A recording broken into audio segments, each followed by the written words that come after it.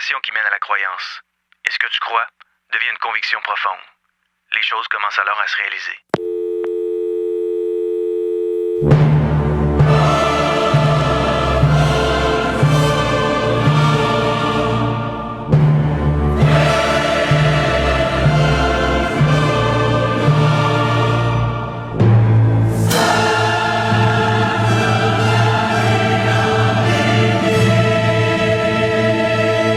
Cinq, 4, 3, 2, 1. Ils sont partis. Radio X Files avec Christian Page et Marceau de Radio X.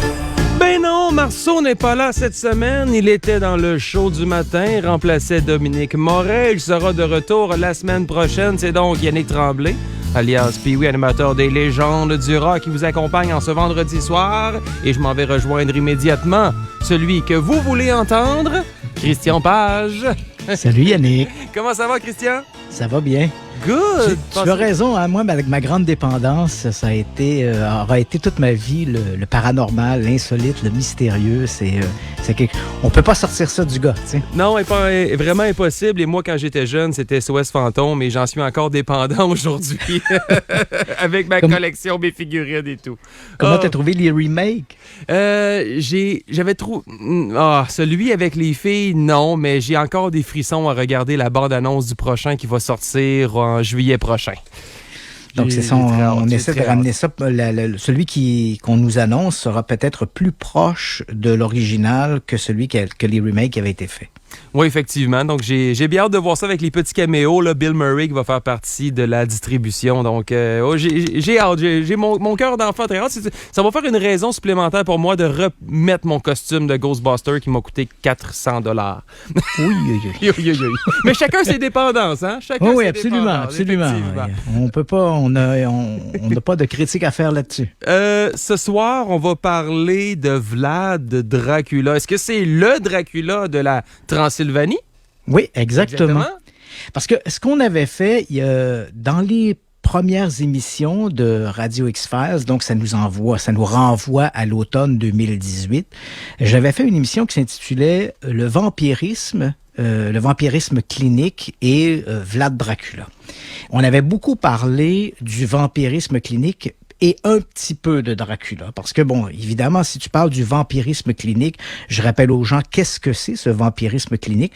Ce sont des maladies. Il y a une maladie qui est une maladie psychologique, hein, qui est justement le vampirisme clinique. Donc, des gens vont développer une psychopathologie par rapport au sang et ils deviennent obsédés par le sang qu'ils doivent absolument en consommer. Et ça peut aller jusqu'au meurtre. Hein. Il y a des criminels, je pense notamment peut-être le plus célèbre dans les années 70, à la fin des années 70, un Américain du nom de Richard Chase, qui a fait plusieurs victimes il prenait des organes, les ramenait chez lui, les passait littéralement dans un mélangeur, les consommait, il prenait le sang également qu'il buvait. Il était persuadé que son corps se détruisait de l'intérieur et le seul moyen pour lui de continuer à vivre était de boire du sang. Il avait essayé avec du sang d'animaux. Malheureusement, il est toujours dans sa psychopathologie, là. Il était persuadé que le sang d'animaux n'avait rien apporté de mieux à son état. Il s'est donc tourné vers des humains et il a commis des meurtres.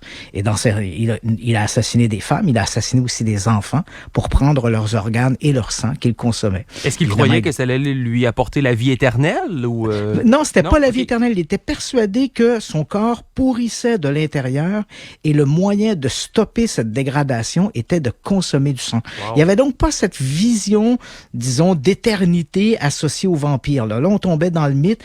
Pour Richard Chase, c'était essentiellement, il avait besoin d'un sirop pour sa maladie et ce sirop était le sang.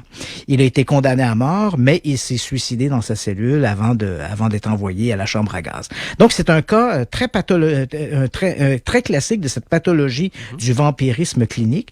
Il existe également, le vampirisme s'est développé à travers, bien sûr, la littérature. Il a été récupéré par des mouvements gothiques, en particulier là, dans les années 80, 90. 70, on avait apparaître des mouvements gothiques qui ont fantasmé autour du vampire, mais c'est une espèce de fantasme un peu théâtral.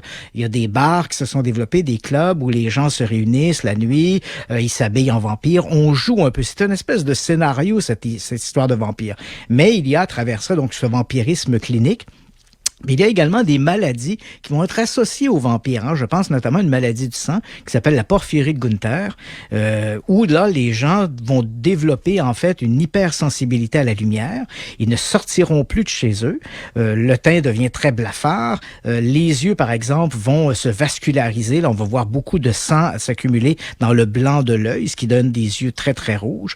Et il y a également une espèce d'assèchement des muqueuses qui fait que les gencives vont un peu reculer, font paraître davantage les dents et les canines. Et comme ces gens-là ne sortent que la nuit, à cause de cette hypersensibilité à la lumière, il est possible que des gens, à travers l'histoire, des gens qui ont souffert de cette maladie, qui est très, très rare quand même, la porphyrie de Gunther, ont associé ces gens à des vampires. Donc, on a des maladies, des pathologies là, psychopathologiques ou encore des pathologies médicales, physiques, qui vont entraîner des comportements qui seront associés aux vampires. Donc, on avait surtout parlé de ça, mais évidemment, difficile de parler des vampires sans évoquer le vampire littéraire, le vampire du cinéma, principalement le personnage de Dracula développé dans le roman de Bram Stoker qui a été publié en 1897 et qui va lancer un peu cette mode, même s'il n'est pas l'inventeur. Bram Stoker n'est pas l'inventeur du vampire littéraire. Il est l'inventeur du personnage de Dracula en tant que personnage de roman, en tant que vampire, mais il n'est pas celui qui va inventer le style littéraire du vampire. En fait, tout ça avait débuté là, je dirais, dans la première moitié du 19e siècle, et en particulier sous la plume d'un certain John Polidori, qui était un proche, un ami, en fait, l'amant de Lord Byron. Donc, on est ici dans un milieu très élitiste en Grande-Bretagne, à Londres. Ce sont des gens qu'on pourrait, selon nos standards d'aujourd'hui, on dirait que ces gens-là appartenaient à une espèce d'aristocratie, mais en même temps, c'était un peu des gens qui étaient anarchistes, à la fois dans leurs pensées, dans leurs écrits. Donc, ça réunissait un groupe d'intellectuels qui se réunissaient autour de Lord Byron, et John Polidori était parmi eux, et il va publier en 1816 une première nouvelle qui s'appelle The Vampire, et le I est écrit avec un Y au départ, et ensuite ce sera adapté au théâtre, et d'autres romans vont s'inscrire là-dedans. On n'est pas encore à ce moment-là à l'ère victorienne. C'est ce qu'on appelle dans le milieu de la littérature, c'est l'époque romantique, et le vampire va s'imposer peu à peu comme un personnage de roman. Et il va falloir attendre 1897 avec la publication de Bram Stoker pour voir arriver le personnage de Dracula. Et quand on parle de Dracula, bien sûr, c'est fascinant de savoir que Bram Stoker s'est inspiré d'un véritable personnage historique. Et ce personnage historique est un prince roumain qui a vécu au 15e siècle et qui était connu pour ses atrocités. C'est un véritable tyran. Et quand on avait parlé de ça, dans cette émission de l'automne 2018, mon invité à ce moment-là était le docteur Régis Solery. Docteur Régis Solery, c'est un médecin, donc personne n'était mieux placé que lui pour parler justement de ces maladies cliniques associées aux vampires. Et bien sûr, par la bande, on avait parlé un peu de ce Vlad Dracula. Mais comme c'est souvent le cas, c'est difficile de parler de sujets comme ceux-là si on ne les replace pas dans un contexte historique. N'importe quel phénomène étrange ou mystérieux, que ce soit les ovnis, que ce soit les fantômes, que ce soit les vampires, on doit absolument les remettre dans leur contexte historique si on veut comprendre les tenants et aboutissants de cette histoire-là. Comme par exemple les ovnis. Il m'est arrivé de parler avec des jeunes, et là, on parlait des ovnis, puis là, je dis aux jeunes, oui, mais à quoi s'attendait-on à ce moment-là? Parce qu'on est en pleine guerre froide, donc on devait s'attendre à ce que les Américains réagissent fortement dans les années 50 et 60 à la question des ovnis. Et là, ils me regardent avec des yeux gros comme des $2, en me disant, c'est la guerre froide, ils n'ont jamais entendu parler de ça. Tu comprends? Or, si tu comprends pas la guerre froide, tu ne peux pas comprendre quel a été l'intérêt des autorités américaines pour la question des ovnis. Il y avait des enjeux derrière ça. Et c'est exactement, à peu près n'importe quel phénomène apparaît de cette manière-là. On ne peut pas l'isoler de son contexte historique, économique, sociologique. Prends par exemple, je suis en train de préparer une émission qu'on va diffuser d'ici dans quelques semaines, qui sera sur l'occultisme nazi. qui fascine toujours. On l'a vu dans Indiana Jones, ces nazis intéressés par essayer de retrouver l'Arche d'Alliance, les nazis qui ont essayé de s'emparer de la Sainte-Lance. Est-ce que Hitler a survécu à sa mort supposée au bunker? On a des séries entières qui ont été faites à la télé, là, à la recherche d'Hitler qui aurait fui vers l'Argentine. Donc, on va se faire une grosse émission sur les nazis, le Troisième Reich et tout l'occultisme ou les histoires d'occultisme qui tournent autour de ça. Mais si on prend uniquement l'aspect de la philosophie nazie, quand les gens me parlent de ça, puis je leur dis oui, mais je veux dire, il y avait rien de très étonnant à ce que ces philosophies-là arrivent dans cette Allemagne. Et là, tu parles aux gens, par exemple, du traité de Varsovie, le traité de Versailles. Et là, les gens qui ont peu de culture dans l'histoire, ben, ils te regardent avec des grands yeux, ils disent, le traité de Versailles, ça vient faire quoi là-dedans? Et là, tu lui parles de la théosophie de Madame Blavatsky ou les protocoles des sages de Sion.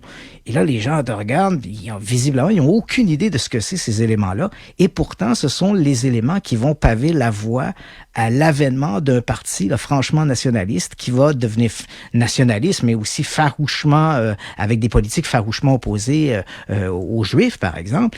Mais ça il faut qu'il y avait des éléments qui se sont mis en place pour que ces événements-là se produisent. Donc, si tu sors ça de son contexte, ben, ça fait plus de sens. Donc, le nazisme ne fait pas de sens, les ovnis font pas de sens, les fantômes ne font pas de sens. Il faut remettre ça dans leur contexte. Et quand on avait fait cette émission, on avait bien sûr parlé de Dracula, mais moi, je suis pas un historien. Le docteur Rollery n'est pas non plus historien, donc on a simplement abordé ça par la bande. Mais moi, personnellement, me faire dire que oui, mais Vlad Dracula était un tyran, puis empalait des gens, d'où son surnom de Vlad Tepes, qui veut dire Vlad l'Empaleur. Je me suis posé la question, je me suis dit, oui, mais dans ce contexte-là du 15e siècle, est-ce que Vlad était réellement un tyran? Et pourquoi a-t-il fait ça? Quel était le contexte économique, sociologique de ce temps-là? Et donc, j'ai décidé qu'aujourd'hui, on aborderait un petit peu les vampires. On en a déjà d'ailleurs un peu parlé sur le vampire, le vampire de la littérature. Mm-hmm. Mais on va beaucoup parler d'histoire. Et l'histoire, ce sera l'histoire de ce Vlad Dracula plutôt.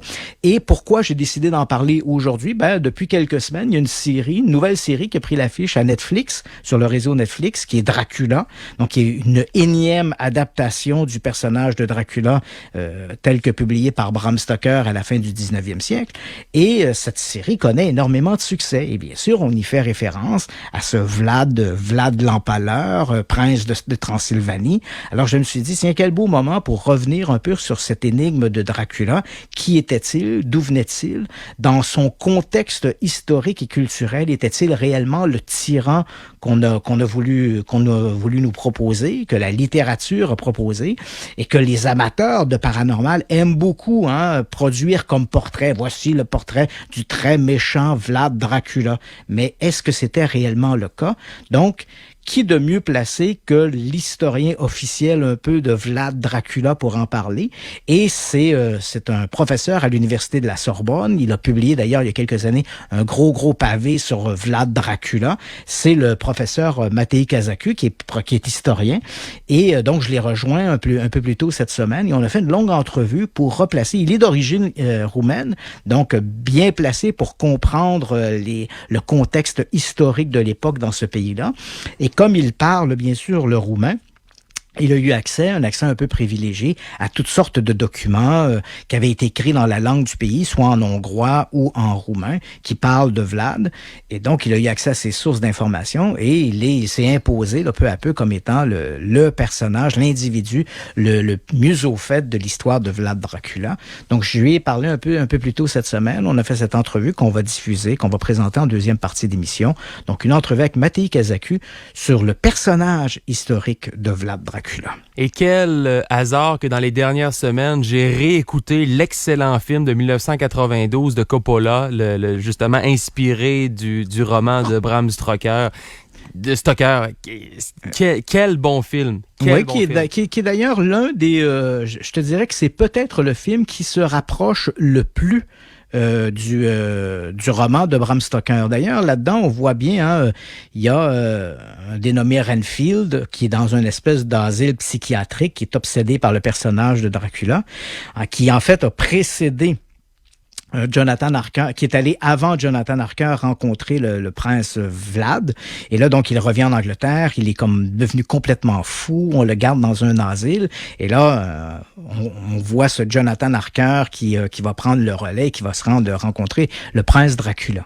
Mais ce Renfield, qui est dans l'asile psychiatrique, il faut savoir, je t'ai mentionné un peu plus tôt qu'on avait parlé de ces pathologies, ces maladies que l'on associe aux vampires. Mm-hmm. Et cette obsession du sang, donc vouloir boire du sang comme ce tueur en série Richard Chase dans les années 70. Dans les milieux de la médecine, on appelle ce syndrome le syndrome de Renfield, justement en mémoire de ce personnage créé par Bram Stoker qui était obsédé par le sang et par le prince Dracula, donc le syndrome de Renfield. Mais c'est un bon choix parce que, comme je l'ai mentionné, on le sait, le personnage a été 1000 fois adapté au cinéma. Dans les années 60, la maison de production Hammer Film en Angleterre, qui mettait presque toujours en vedette Peter Cushing et Christopher Lee, ont 10 fois, 20 fois adapté le personnage de Dracula. C'était toujours Christopher Lee qui incarnait le prince Dracula. Mais évidemment, c'était des fictions qui s'éloignaient beaucoup du roman de Bram Stoker. On récupérait simplement les personnages et on écrivait de nouveaux scénarios, là, tous plus horrifiants les uns que les autres. Dans le cas du film de Coppola, bien, on s'en est beaucoup tenu au roman de Bram Stoker. On va avoir la chance d'y revenir un peu plus tard dans l'émission, mais là, on va faire un tour des différentes actualités de la semaine et commencer par YouTube et les complotistes. Oui, en ce qui me concerne, je te dirais que c'est plutôt une bonne nouvelle. Okay. À peu près à pareille date, l'an dernier, YouTube avait annoncé qu'il allait changer ses algorithmes de manière à minimiser les renvois vers des vidéos de type complotiste. Il faut savoir, d'après toi, Yannick, est-ce que tu serais capable de me dire combien d'heures, si on fait un cumulatif des gens chaque jour qui vont sur YouTube, le nombre d'heures que ça représente? Par jour? Oui. Oh, boy, je pourrais j'ai quasiment le goût de dire 24. Non, pas dans le sens, si on mettait bout à bout tout le temps que les gens, chaque jour, passent sur YouTube à travers la planète, ben, crois-le ou non, on aurait pour 1 milliard d'heures. Oh, OK. Donc, quotidiennement, il y a 1 milliard d'heures qui se passent sur YouTube.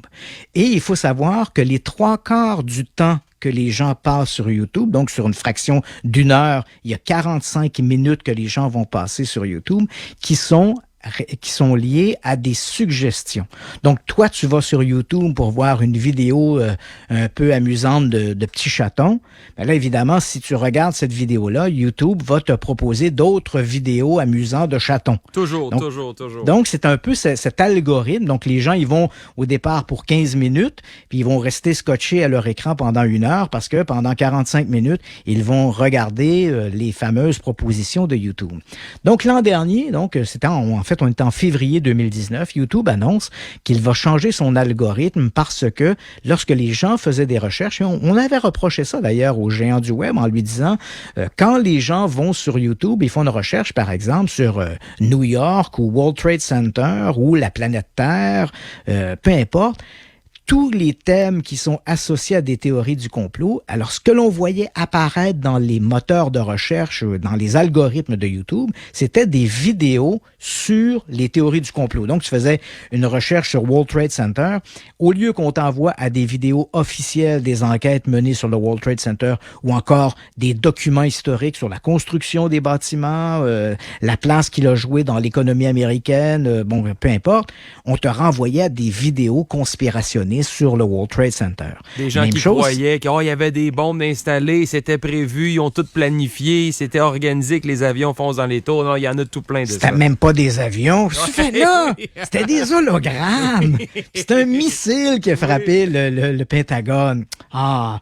Mais tu vois un peu, c'était un peu la tangente que prenait YouTube. Exactement la même chose. Si tu rentrais, par exemple, Planète Terre, évidemment, tu pouvais avoir quelques vidéos à caractère astronomique. Mais rapidement, tu voyais arriver des vidéos, la Terre plate, la conspiration de la Terre, conspiration de la NASA, bon, toutes sortes de folies un peu de ce type-là. Donc, YouTube s'était fait reprocher de mettre de manière en premier lieu ces fameux vidéos à caractère conspirationniste. Alors, YouTube avait annoncé l'an dernier qu'il allait changer ses algorithmes pour minimiser ces rappels-là ou ces suggestions.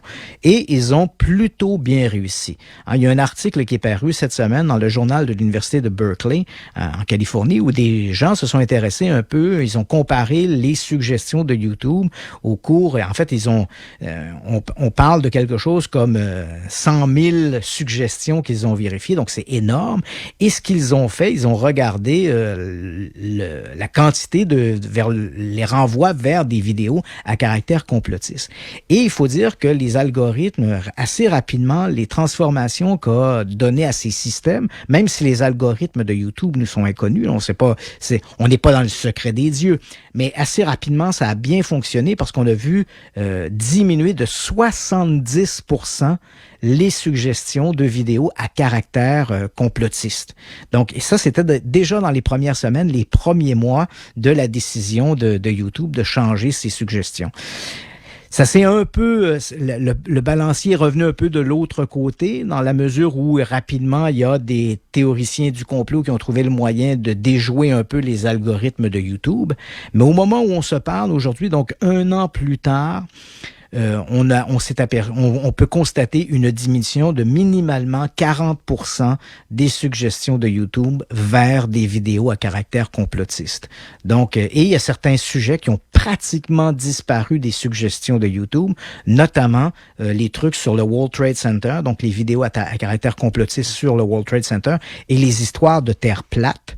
Même si on en aura parlé un peu cette semaine avec une actualité avec de la région de Gatineau. Oui. Voilà. Mais donc, ces théories de la Terre plate et les théories du complot concernant le World Trade Center, elles ont à peu près disparu des suggestions de YouTube. Et on ne peut que s'en féliciter parce que, faut pas se le cacher, dans un monde où on voit...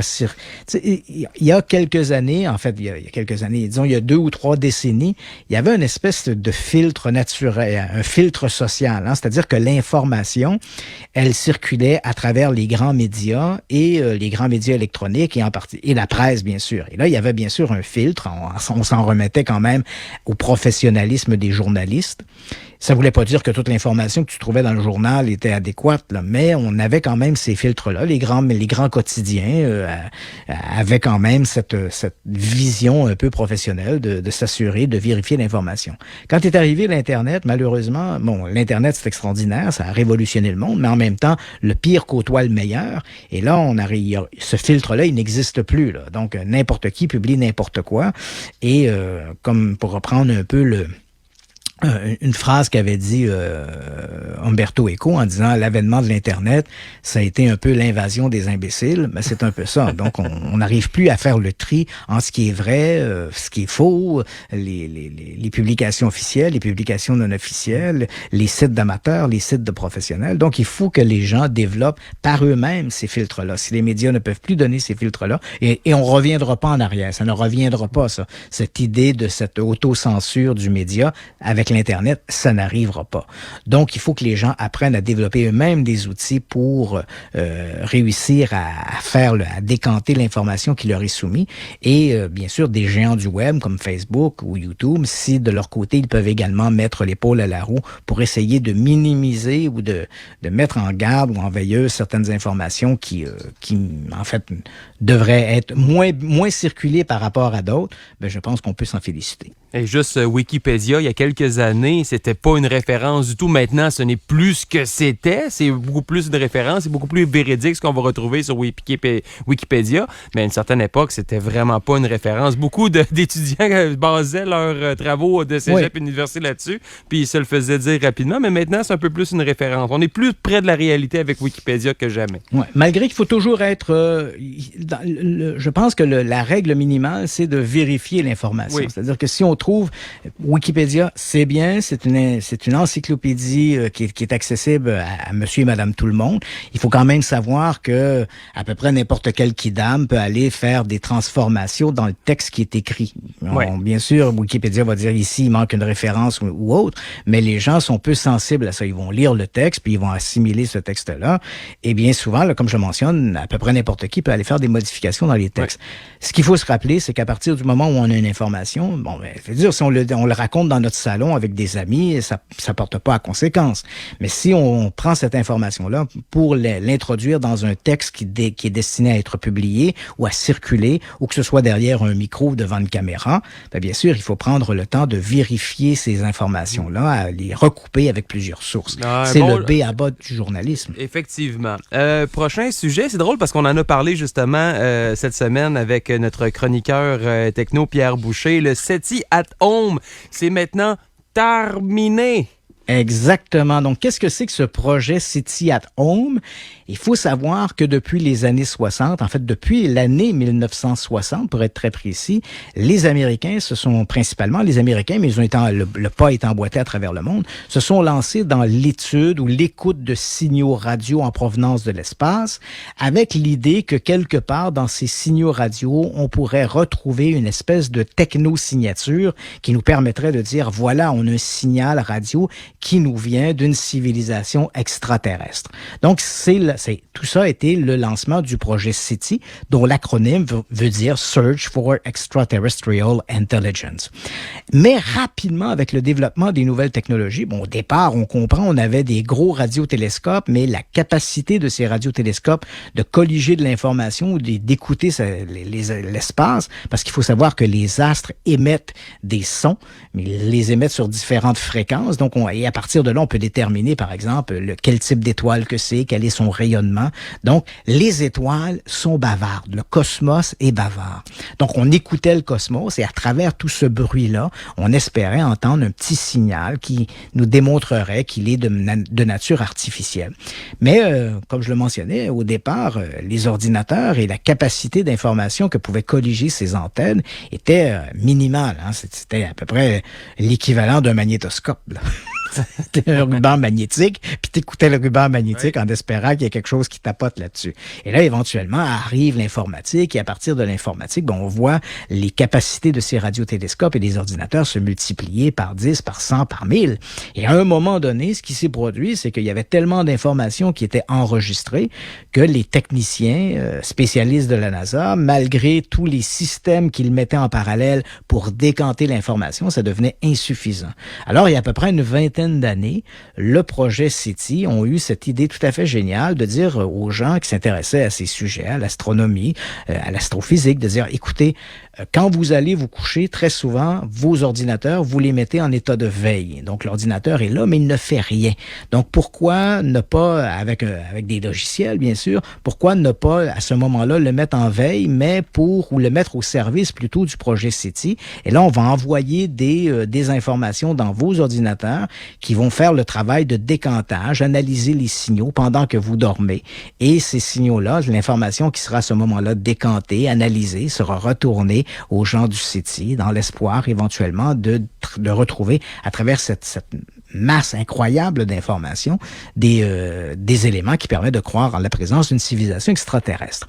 Donc, on a fait ça pendant une vingtaine d'années. Tu comprends que la somme d'informations est tout à fait faramineuse, mais on a annoncé, le projet SETI at Home a annoncé qu'il allait mettre fin à cette collaboration avec le public le 31 mars prochain.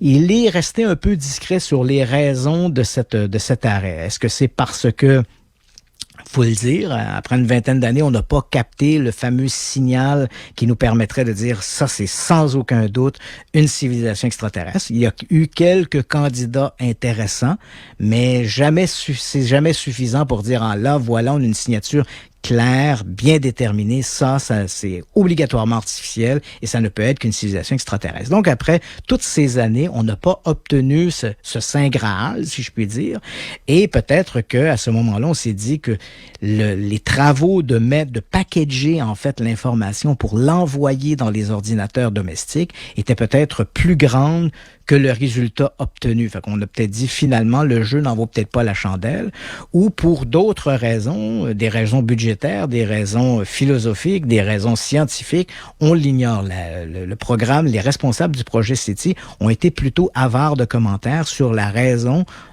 pour mettre un terme à ce projet. Mais quoi qu'il en soit, le 31 mars prochain, SETI at Home va cesser d'envoyer ces informations à monsieur et madame tout le monde parce que on juge visiblement que le projet n'a pas abouti là où on voulait. Et avant de s'arrêter une première fois, on parle des ovnis du Pentagone. Oui, en fait, je fais simplement une petite mention comme ça parce qu'éventuellement, on va faire une émission aussi là-dessus. Écoute, c'est une histoire qui est presque devenue un vaudeville. Okay. L'affaire commence en décembre 2017 avec une publication dans le New York Times qui dit, voilà, on a appris par des fuites, des gens responsables au Pentagone, une espèce de... il y aurait eu apparemment entre 2008 et 2012 un programme d'enquête sur les ovnis. C'était quand même assez surprenant parce que officiellement, quand il y avait des demandes du public vers le Pentagone ou l'armée américaine sur la question des ovnis, la réponse était toujours la même. Le gouvernement américain et principalement ses forces armées se sont retirés de l'étude des ovnis en 1969. De 1947 à 1969, ils ont maintenu 3 projets successifs d'enquête sur les ovnis qui ont changé de nom en cours de route. Il y a eu le projet Sign au départ, ensuite le projet Grudge et ensuite le projet Blue Book. Blue Book dont on a fait une série télé qui, si elle n'est pas débutée, doit débuter d'ici quelques jours là, sur le réseau Historia ici au Québec. Une série qui en est rendue à sa 2e saison aux États-Unis où on reprend des grands dossiers du projet Blue Book et on les adapte avec le professeur Reineck qui était le conseiller civil de l'armée américaine. Ça fait un bon divertissement, même si pour avoir vu la première saison, on est souvent très éloigné des faits historiques. Mais on n'est pas là pour faire du documentaire, on est là pour faire une bonne fiction divertissante, inspirée de faits réels. Mais c'est vrai que le projet Blue Book est devenu assez un peu le porte-étendard de l'armée américaine lorsque l'on parlait de la question des ovnis. Quand il y avait des demandes citoyennes, l'armée, c'était toujours la même réponse, de dire on s'est retiré du projet ou de l'étude des ovnis en 1969. Et puis voilà que par cette révélation du New York Times en 2017, on apprend qu'entre 2008 et 2012, l'armée américaine avait quand même mis en place un petit programme dont l'acronyme voulait dire Programme d'analyse des menaces aérospatiales avancées. Là, tu dis, bon, qu'est-ce qu'on faisait exactement? Et là, on nous dit, ce programme-là visait à enquêter sur des objets volants non identifiés, dont l'appellation d'ailleurs a changé. C'était maintenant des pannes pour phénomènes aériens non identifiés.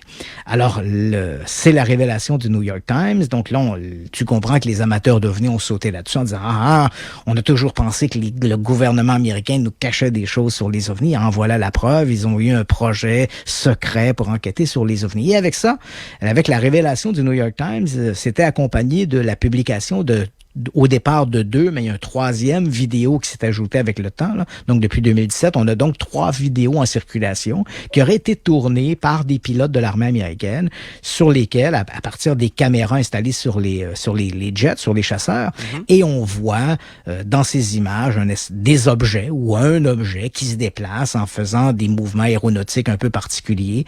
Et l'armée elle-même a reconnu que c'est vrai que ces images-là étaient authentiques et qu'elles montraient bien des phénomènes aériens non identifié. Et là où j'en viens un peu à cet aspect du vaudeville, c'est que depuis, l'armée n'arrête pas de changer sa version des faits. C'est-à-dire que à partir du moment où le New York Times annonce l'histoire de ce projet-là, l'armée reconnaît que le projet a bel et bien existé, que oui, effectivement, on y enquêtait sur les phénomènes aériens non identifiés, et donc, fin de l'histoire, mais on nous dit que les vidéos, à ce moment-là, qui circulaient, on n'avait aucune idée d'où venaient les vidéos. Et puis, au fil des semaines, des mois, l'armée dit, bon, finalement, ces vidéos-là proviennent bel et bien de nos archives. Ce sont des vidéos authentiques qui montrent bien des phénomènes aériens non identifiés. Donc, déjà là, il y a un aveu. Et puis, voilà que, il y a quelques semaines encore, l'armée revient à la charge en disant, faut faire attention, par contre, parce que quand on parle de phénomènes aériens non identifiés, pour l'armée et pour le public, c'est pas nécessairement la même définition. Si le public voit dans phénomènes aériens non identifiés une possible visite d'extraterrestres ou un phénomène exotique quel qu'il soit. Dans les livres de l'armée américaine, un phénomène aérien non identifié désigne de manière soutenue, principale et sans équivoque des drones ou des véhicules aériens qui appartiendraient à d'autres nations ennemies ou non reconnus par les États-Unis. Donc, on parle ici d'engins essentiellement terrestres. Mais là, on vient, le magazine Popular Mechanics vient de publier un article signé Tim McMillan. Et McMillan a fait, un des journalistes a fait un travail extraordinaire. Il a déterré plein de documents. Il a réussi à mettre la main sur des rapports d'enquête qui ont circulé en coulisses durant cette époque et qui montrent bien que l'armée, encore une fois, dit pas tout à fait la vérité.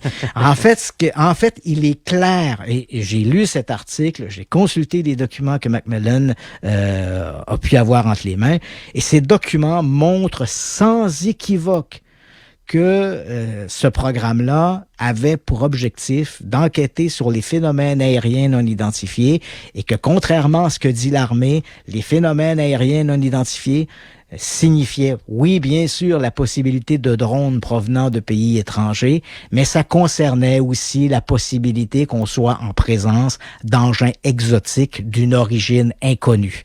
Donc, on voit l'armée, puis écoute, c'est une mise au point que l'armée a fait il y a quelques semaines à peine en disant non, pour nous, là, les phénomènes aériens non identifiés, c'est rien d'exotique.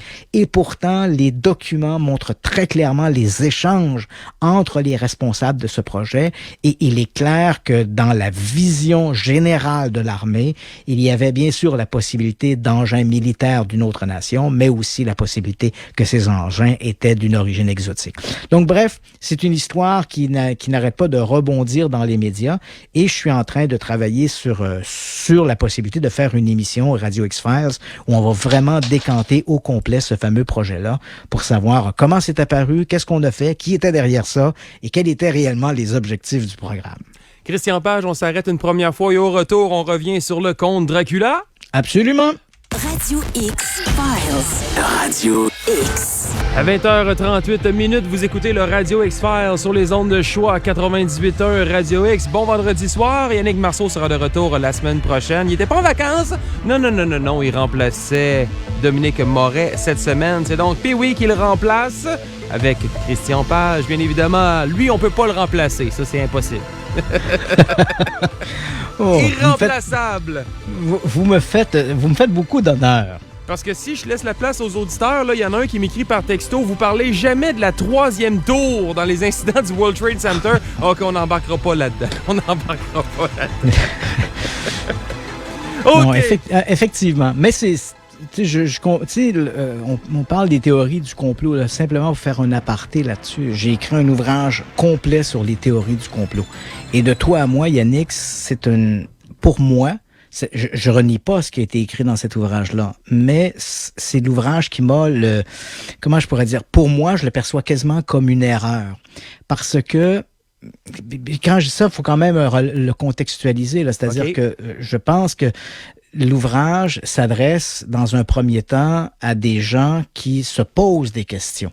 Parce qu'il faut quand même le dire, lorsqu'on parle des théories du complot, tu n'arriveras jamais à faire changer d'avis un théoricien du complot. C'est inutile. C'est une fuite en avant. Ces gens-là sont imperméables à tout argument.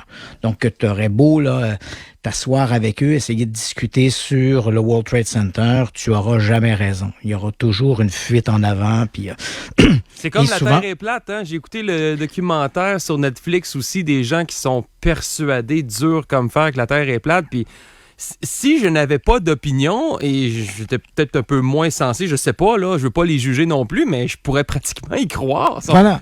Donc, ces gens-là ont toutes sortes d'arguments et souvent, ces arguments-là sont pas... on transforme un peu les faits. Puis là, bien évidemment, il y a ce qu'on appelle le biais de confirmation. Ils ne vont chercher dans les faits que ce qui fait leur affaire pour appuyer leur hypothèse, mais ils ne tiennent pas compte des autres éléments. Mais peu importe. On s'entend bien, les gens qui sont des théoriciens du complot, qui sont convaincus qu'il y a eu un complot dans le World Trade Center, qu'il y a eu un complot avec les chemtrails, ces traînées laissées par les avions dans l'air qui seraient empoisonnés par des gaz neurotoxiques pour toutes sortes de raisons X ou Y. Ce serait donc une espèce d'épandage clandestin à l'échelle internationale ou la Terre plate. c'est inutile. Perds pas ton temps à discuter avec ces gens-là, tu y arriveras pas, là. Donc, le livre ne s'adressait pas à eux. Le livre s'adressait à des gens qui, comme un peu tout le monde, ils ont entendu parler de ces histoires-là, du World Trade Center, les chemtrails. Et ces gens-là qui n'ont pas un choix déterminé, ils se sont dit ça serait le fun d'avoir une information qualitative par quelqu'un qui a abordé ces questions-là de manière journalistique puis qui présente les faits. C'est ce que j'ai eu la prétention de faire dans ce livre sur les théories du complot.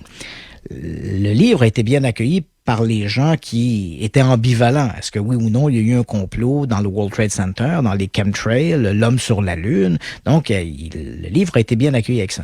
Mais en revanche, je n'avais pas prévu que je serais à ce point diabolisé par les théoriciens du complot. Écoute, ça a été pendant des semaines, j'ai reçu des courriers et des courriels qui étaient tout à fait orduriers. Des gens m'ont menacé. Écoute, ça valait pas le coup, tu comprends? Ultimement, avec le recul, ça valait pas le coup de mettre la sécurité de ma famille en danger parce qu'il y avait des illuminés qui étaient persuadés que les chemtrails c'était vrai ou des trucs comme ça, là, tu sais. Fait que tu dis, je pense que j'aurais pas, j'ai écrit un livre, Les théories du complot, je n'en écrirai pas un deuxième sur ce sujet-là. Bon, je vous comprends parce que quand la sécurité de la famille vient en danger, là, je pense que ça vaut pas la peine de s'y attendre. Donc, je me rappelle, il y a un soir où je donnais une conférence à Montréal où il y a des gens qui étaient autour de moi, donc l'entourage proche, donc qui travaille avec moi dans l'organisation des conférences, ont dû s'interposer parce qu'il y avait 2 ou 3 individus, vraiment des allumés, là, qui voulaient me faire un mauvais parti parce que ces gens-là étaient persuadés que je faisais partie des autorités du gouvernement, que j'étais un des rouages des théories du complot, qu'on me payait pour dire qu'il n'y avait pas eu d'attentat au World Trade Center ou écoute, ça c'est du fantasme incroyable. Et bon, et éventuellement tu dis ça vaut pas la peine de faire ça. Ça vaut pas le coup. T'sais.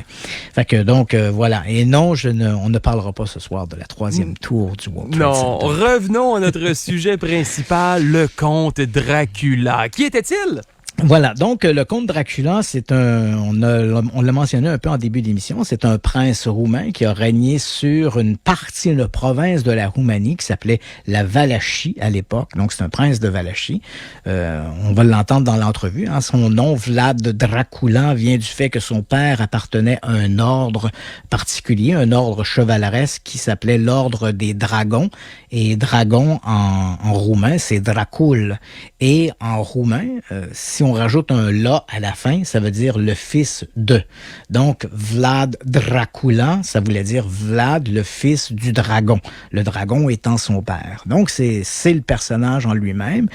Comme je l'ai mentionné, n'étant pas historien, je ne connais à peu près du personnage que ce que la littérature en a rapporté de manière générale, donc une espèce de tyran qui avait comme surnom Vlad l'Empaleur parce qu'il aurait empalé des milliers d'individus, donc le supplice du pal.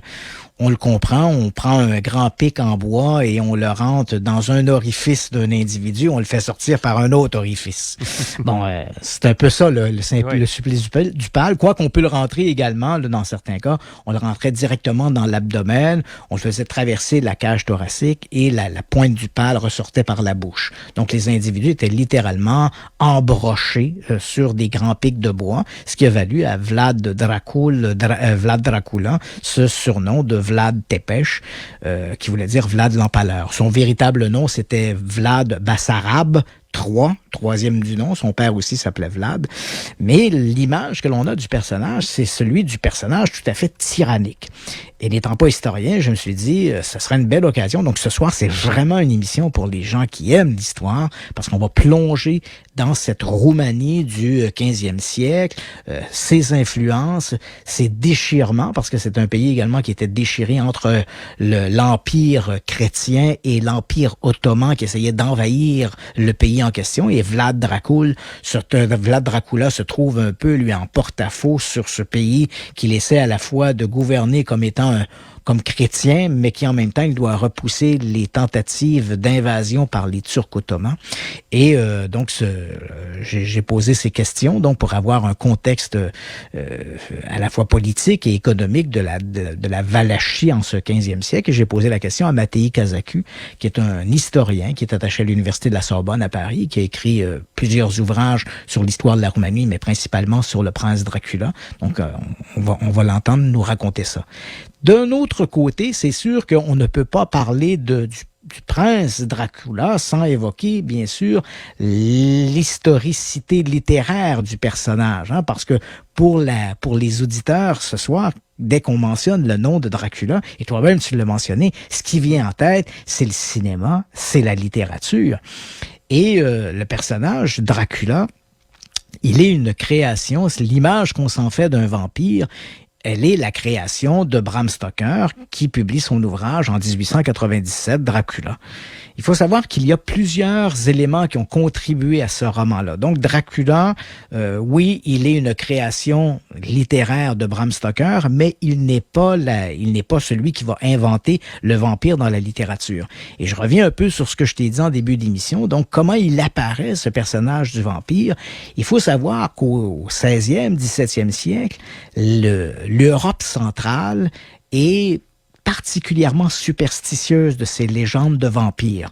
Et on a retrouvé d'ailleurs au cours des dernières années de nombreuses tombes, des archéologues ont mis à jour de nombreuses tombes qui datent de cette époque, même un peu antérieures. On parle même de tombes du 11e, 12e, 13e siècle, où des gens, principalement en Europe centrale, mais on en a trouvé encore récemment dans la région de Venise, des tombes où les gens étaient littéralement cloués dans leur cercueil et au moment de la mise en terre, on plaçait une pierre dans leur bouche pour être bien certain que s'ils ressortaient du cercueil, ils n'iraient pas mordre quelqu'un puisqu'ils avaient une pierre dans la bouche. Ça peut paraître un peu absurde de voir ça de cette manière-là, mais ça montre bien comment, dans cette Europe centrale, il y avait cette obsession un peu du vampire. Et c'était dû à plusieurs raisons. Hein. Il y a eu rapidement, on mettait, parce qu'il y a eu des périodes d'épidémie, hein, la peste, le choléra, et quand il y avait de ces périodes d'épidémie, rapidement, on enterrait les gens. Donc, on se débarrassait rapidement des cadavres parce que si on les laissait à l'air libre, évidemment, c'était l'épidémie se répandait. Donc, on se débarrassait rapidement des corps. Les corps, donc, on les mettait en terre, mais bien souvent, les gens étaient pas tout à fait morts. Okay. Fait que, tu comprends? Donc, on les mettait en terre et ensuite, on entendait autour des lieux d'ensevelissement, on entendait des cris, des hurlements. Voilà. Et là, ou dans d'autres cas, on déplaçait la tombe, puis là, d'un coup, en ouvrant la tombe, on s'aperçoit que la personne qu'on y avait mis, qui était là au départ sur le dos, s'était retournée sur le ventre, s'était mangé les doigts. Hein. Il y a des récits où on a retrouvé les corps où les gens se sont réveillés dans leur cercueil et ils avaient mangé leurs doigts, qui était leur dernière, si je puis dire, leur dernière tentative pour demeurer en vie. Hein. Donc, c'est des histoires qui sont tout à fait épouvantables. D'ailleurs, on a encore des éléments qui nous viennent de cette période-là. Hein. Quand on dit le type a été sauvé par la cloche, sauvé par la cloche, c'est qu'à un moment donné, on s'est dit, on va mettre les gens, on va se débarrasser des corps, on va rapidement les mettre en terre, et on accrochait un fil, soit à un orteil ou à un doigt, qui ressortait de la terre et qui était accroché à une clochette. Donc, on se disait, si la personne se réveille, elle va faire sonner la clochette, puis on va pouvoir la déterrer. Donc, je pensais que c'était à la boxe, pratiquement, parce que c'est une expression qu'on entend souvent. Ouais. Sauvé par la cloche! Non, mais l'expression vient de ça, donc sauvé par la cloche. Et c'est à partir de là, d'ailleurs, il y a des gens qui vont dire, comme on n'est pas sûr si la personne est morte, et tu comprends, à ce moment-là, on ne faisait pas d'autopsie, il n'y avait pas non plus d'embaumement. Donc, il a été décidé, et tu vas voir comment c'est significatif, comment, encore dans notre culture occidentale, on fait ça. On a décidé, donc, d'attendre 3 jours avant de mettre la personne en terre. On s'est dit, c'est après 3 jours, il n'a pas bougé dans son cercueil, c'est probablement parce qu'il est mort.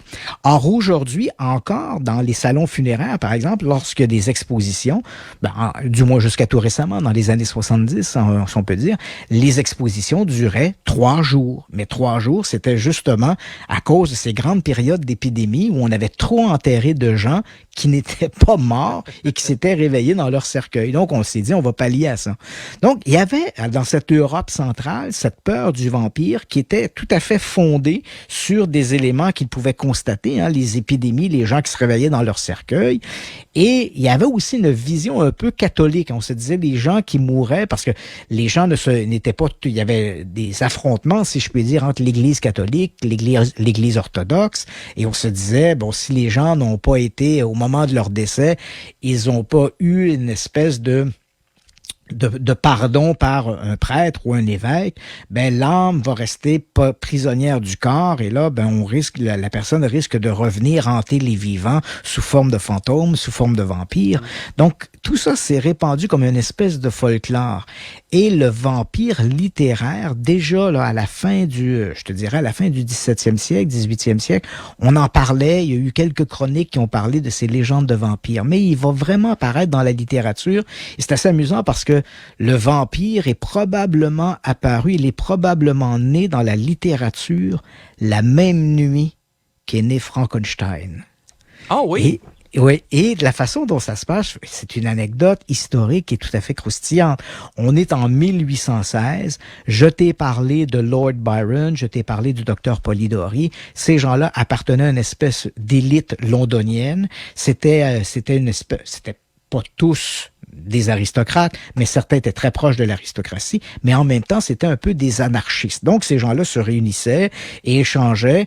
L'un d'entre eux était le poète et écrivain Percy Shelley, qui avait d'ailleurs écrit quelques années plus tôt un pamphlet, donc pamphlet vraiment dans le sens d'un écrit un peu acide, dans lequel le pamphlet s'intitulait l'obligation ou l'utilité d'être un athéiste. Donc, tu comprends, au début du 19e siècle, dans un Londres, une Angleterre excessivement croyante, très religieuse, très chrétienne, écrire un pamphlet en disant l'utilité d'être un athéiste, c'était plutôt mal vu. Et ça avait été signé par Percy Shelley.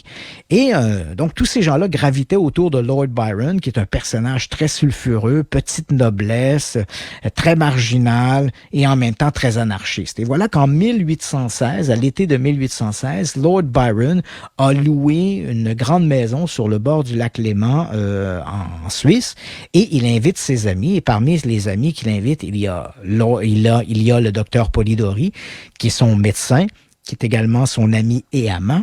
Il invite Percy Shelley, l'écrivain et poète, et Percy Shelley arrive à Diodati avec son épouse, Mary Shelley. Et donc, ils sont tous réunis dans la maison de Lord Byron et un soir, Byron leur dit « On va se faire une espèce de concours littéraire.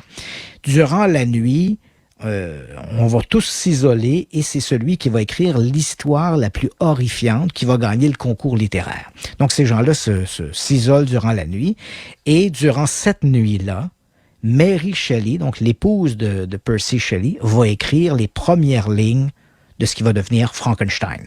On le sait, Frankenstein, c'est Mary Shelley qui fait ça. Et elle le fait, elle écrit les premières lignes, donc, durant cette nuit de 1816.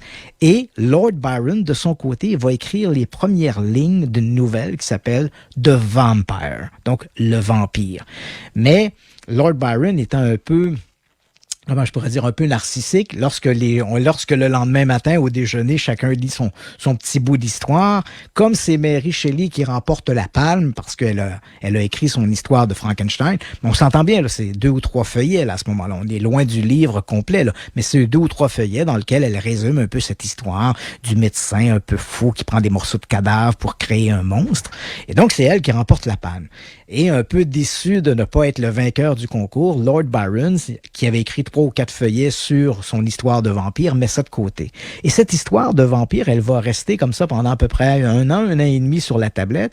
Et finalement, elle va être reprise par son ami John Polidori. Le docteur Polidori va prendre cette boulette finalement faite par Lord Byron et il va l'étoffer. Et en 1819, il va publier sa nouvelle The Vampire sur je dirais une base qui avait été écrite par Lord Byron. Et je te dirais que ce personnage du vampire, signé John Polidori, va devenir peut-être le premier véritable vampire de l'histoire littéraire. Donc, la nouvelle de Polidori est publiée, elle est ensuite adaptée au théâtre, elle sera jouée notamment dans des pièces importantes à Vienne, et il y aura toujours d'ailleurs cette controverse qui va circuler, parce que à cause du style littéraire. Beaucoup vont dire, c'est curieux que ce John Polidori, dont on ne connaît à peu près rien, qui n'avait à peu près produit aucune œuvre importante en littérature, voilà qu'il publie presque un chef-d'œuvre qui est The Vampire, le vampire. Et on reconnaît dans le style d'amorce une écriture qui ressemble beaucoup à Lord Byron. On va dire, est-ce que c'est vraiment Polidori qui a écrit? Est-ce que c'est Lord Byron? Byron va toujours se défendre en disant non, j'ai écrit quelques lignes. Tout le reste du récit, c'est vraiment l'œuvre de John Polidori. Je n'ai rien à voir là-dedans. Mais néanmoins, c'est un débat qui va être présent sur la scène littéraire au 19e siècle. Et c'est à peu près 70 ans plus tard que Bram Stoker va s'inspirer à la fois de ses écrits, notamment les écrits de Polidori. Il va s'inspirer également des légendes de vampires qui circulent en Europe centrale et il va créer son père. Et il va entendre, parce que 1 an avant son livre, on a publié une première biographie. C'est assez amusant, ça. Le livre de Bram Stoker apparaît il est publié en 1897. En 1896, donc 1 an plus tôt, paraît en langue anglaise la première biographie de Dracula. Et c'est donc en voyant ce nom-là, Dracula, parce que bon, à ce moment-là, on peut présumer que Bram Stoker avait jamais entendu parler de Dracula ou du prince de Valachie, mais avec cette publication, 1 an plus, en 1896, de cette biographie sur le prince Dracula, Bram Stoker va en fait emprunter le nom et dans son roman, donc le prince devient un comte et c'est comme ça que le comte Dracula apparaît. Donc, on a toutes sortes d'éléments, mais c'est assez amusant de voir que finalement, dans une espèce de concours littéraire en 1816, dans cette résidence de Diodati sur les bords du lac Léman, le vampire va apparaître sous la plume d'abord de Lord Byron pour ensuite être récupéré par John Polidori. Et de l'autre côté, Mary Shelley écrit les premières lignes de son roman Frankenstein. Donc, c'était vraiment une soirée où les esprits étaient en ébullition, là. Et au retour, on vous présente une entrevue que Christian t'a réalisée avec un ami roumain. Oui, c'est ça. Donc, en début de semaine, j'ai parlé avec Matei Kazaku, je l'ai mentionné, l'historien de Dracula. Et ce que j'ai voulu savoir, c'est qui était vraiment le prince Vlad Dracula. Était-il le tyran qu'on nous présente ou est-ce que derrière le tyran, est-ce qu'il y avait un homme politique qui était un peu contraint à prendre des décisions, peut-être malgré lui, ou peut-être parce que d'une certaine façon, ça réglait aussi beaucoup de problèmes dans le pays. C'est ce qu'on vous présente au retour. Restez là, vous écoutez le Radio X-Files sur les ondes de Choix 98.1 Radio X. Bon vendredi! Radio X-Files. Radio X. Radio X-Files avec Christian Page et Marceau de Radio X. Matei Kazaku, vous êtes historien, vous êtes attaché au Centre national de la recherche scientifique en France, vous êtes également chargé de cours à l'Université Paris-Sorbonne, vous êtes d'origine roumaine et l'un des personnages qui a le plus marqué peut-être l'histoire du fantastique et de l'imaginaire roumain, c'est sans aucun doute Dracula. Et vous avez publié en 2004 un ouvrage chez Talandier, une biographie du personnage de Dracula, donc un titre éponyme du célèbre roman de Bram Stoker, mais dans le cas de votre livre, on est plutôt dans une biographie d'un personnage historique et sulfureux, faut-il le dire. Alors, essayons de départager, si vous le voulez bien, l'histoire et la légende.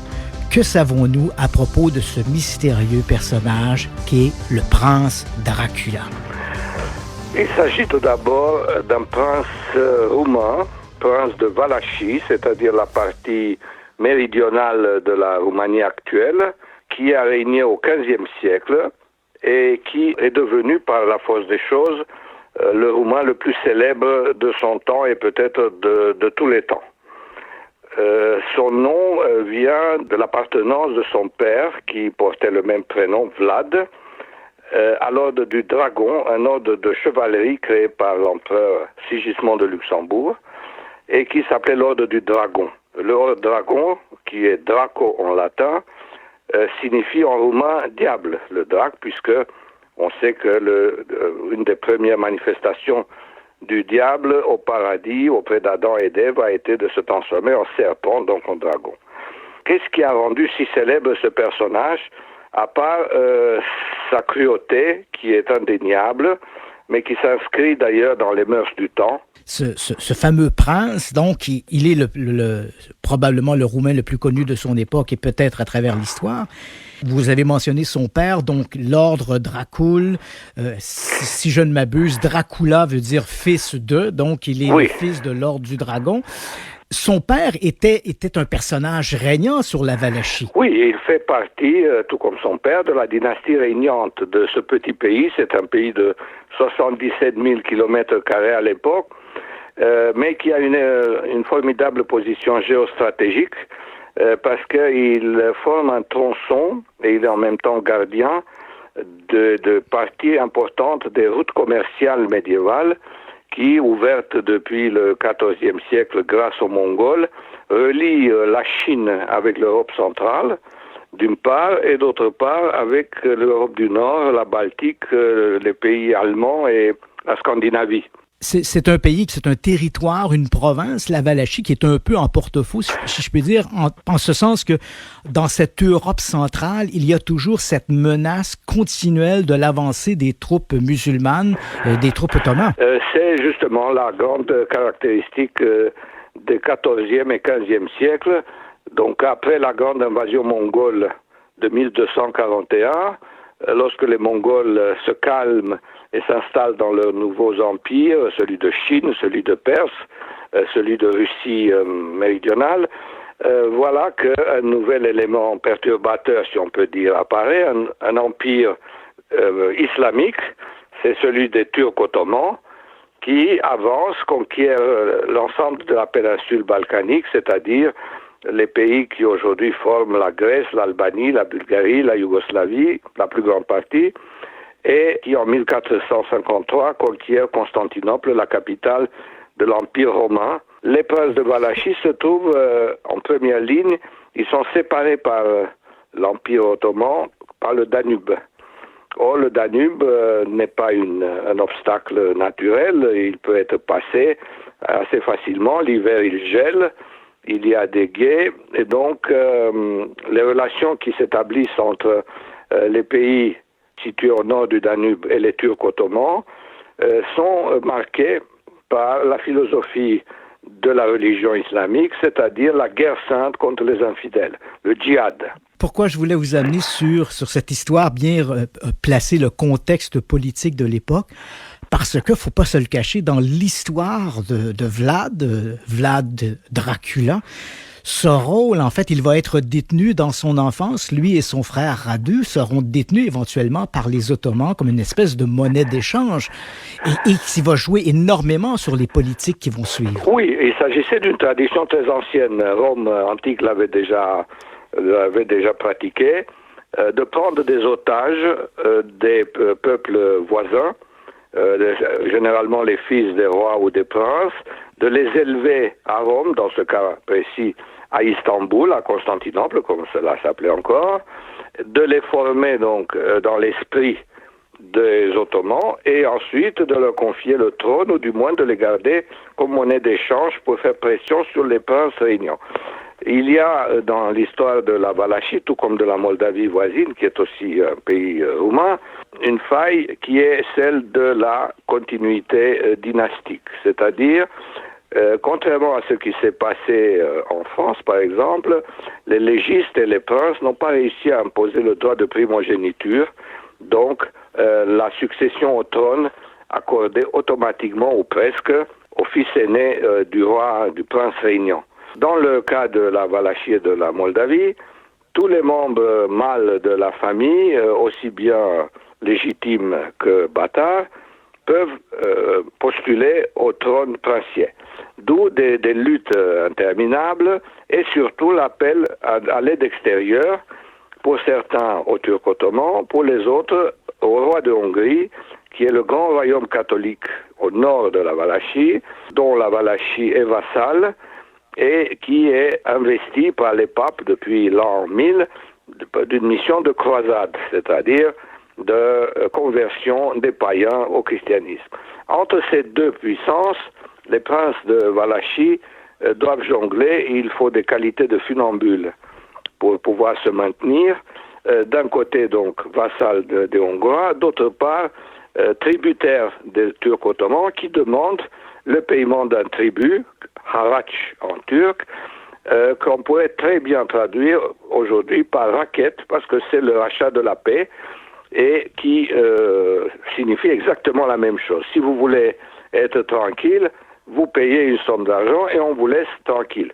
Seulement, il se passe que ce type de relation est suivi a une conséquence tout à fait remarquable, c'est l'ouverture de l'immense marché ottoman, un empire qui devient tricontinental parce que il s'étend en Asie, en Europe et en Afrique du Nord.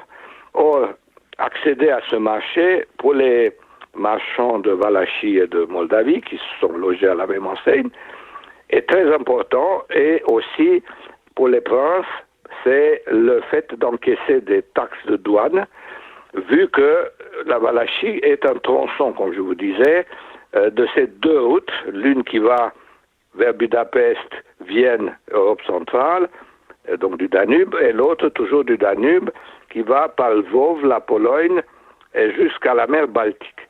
Et donc, en encaissant des sommes importantes sur les marchandises en transit et sur les marchands des deux côtés, les princes de Valachie et de Moldavie peuvent s'assurer une force militaire assez importante, et on constate donc qu'ils résistent, quand cela est nécessaire, aux pressions des Turcs. Résultat des courses, les Roumains, c'est-à-dire la Valachie et la Moldavie, sont les seuls pays de cette région qui n'ont jamais fait partie intégrante de l'Empire ottoman, qui n'ont pas été transformés en province ottomane, alors que toute la péninsule balkanique, comme je disais, et puis la Hongrie et une partie de la Pologne et de l'Ukraine d'aujourd'hui ont été occupés par les Turcs, transformés en province et donc islamisés.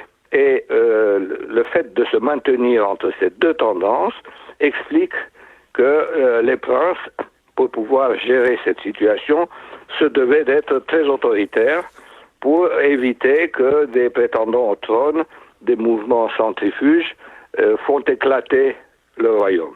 Si on retourne à l'histoire de Dracula, mais en fait, commençons d'abord avec son père, Vlad II. Il est un roi régnant, si je puis dire. En fait, le titre est Voivode. Il dirige cette province. Oui. Comment son fils, Vlad III, va-t-il être amené à prendre le pouvoir? Il y a à un moment donné une guerre intestine, le père est assassiné, le fils aîné également. Donc, comment tout ça se passe qui va permettre à Vlad III, qui à ce moment-là est détenu, ou en fait il est sous la garde des Ottomans, comment va-t-il rentrer au pays et prendre le pouvoir? C'est par un concours de circonstances, d'ailleurs aussi bien pour son premier règne qui date de 1448, tout de suite après la mort de son père, que de son règne principal de 1456. Il y a conflit entre la Hongrie et l'Empire ottoman. Du côté de la Hongrie, les troupes et l'État est dirigé par Jean Hunyadi, Iancu de Hunedoara, grand croisé d'origine moitié roumaine, moitié hongroise, et qui essaye de contrôler les pays roumains, alors que les Turcs se trouvent sur la défensive. En 1448, c'est la préparation de la grande campagne qui a mal fini en 1448 à Kosovo, et où Vlad, avec l'aide des pachas turcs du Danube, par un coup de main audacieux, s'empare du trône. Mais cela ne dure pas longtemps, et il doit s'enfuir, et il reste en exil. Cet homme a passé à peu près 18 ans sur 25-26 en exil. En 1456, c'est le siège de Belgrade, la grande forteresse hongroise à l'époque, qui est la clé de l'Europe centrale, par où les Turcs vont commencer ensuite à attaquer l'Europe centrale et surtout Vienne. Les troupes hongroises et croisées sont massées à Belgrade. Les Turcs encerclent et assiègent Belgrade. Donc, sur le Danube, il y a un vide. Et là, Vlad, avec l'aide des princes et des boyards qui lui sont fidèles, met la main sur le trône et considère que c'est son étoile qui lui a été favorable. Cette étoile, c'est la comète de Halley, qui apparaît justement à cette époque-là, en juin 1456, et qu'il fait figurer sur sa monnaie. Il y a donc toujours un moment d'hésitation, un moment de vide politique qui est mis à profit, puisque, comme je vous disais, la succession tranquille n'est peut-être pas, n'est presque jamais réalisée. Et sur les princes de Valachie, par exemple, du XVe et du XVIe siècle, il n'y a qu'une minorité assez faible qui sont morts dans leur lit de vieillesse ou de maladie quand ils n'étaient pas empoisonnés, alors que la plupart des autres sont morts en exil ou exécutés par des moyens militaires. Si on revient donc à ce 1456, Vlad III, Vlad Dracula reprend donc le pouvoir après une période d'exil. C'est le moment de son règne principal. Il est sur le trône et il a bien l'intention un peu à la fois de se venger des boyards les boyards, ce sont un peu la petite noblesse, les aristocrates, et qui l'accuse d'avoir assassiné son père et son frère aîné. Et ensuite, il en veut également aux Ottomans qui veulent s'emparer du pays. Et là, il va entreprendre ce règne à travers lequel il sera célèbre pour ses grandes cruautés. Alors, parlez-nous de ce règne de Vlad, ce règne de terreur qu'il va imposer. Le paradoxe, c'est que Vlad désire et persiste à régner contre les Ottomans, parce qu'ils considèrent membres de la famille des princes chrétiens de l'Europe, mais avec des moyens pratiqués par les Turcs ottomans. Son long séjour dans l'Empire ottoman lui a appris que dans cette société ottomane très ouverte, à l'époque, il n'y avait pas d'aristocratie, mais qu'il s'agissait d'une méritocratie où n'importe quel individu de n'importe quelle origine, même parfois chrétien, mais en général il valait mieux être musulman, pouvait accéder aux plus hautes responsabilités, jusqu'à celle de Premier ministre, Grand Vizir, uniquement par la grâce du sultan. Le sultan est le maître de tous, qui sont à leur tour ses sujets, ses esclaves plutôt.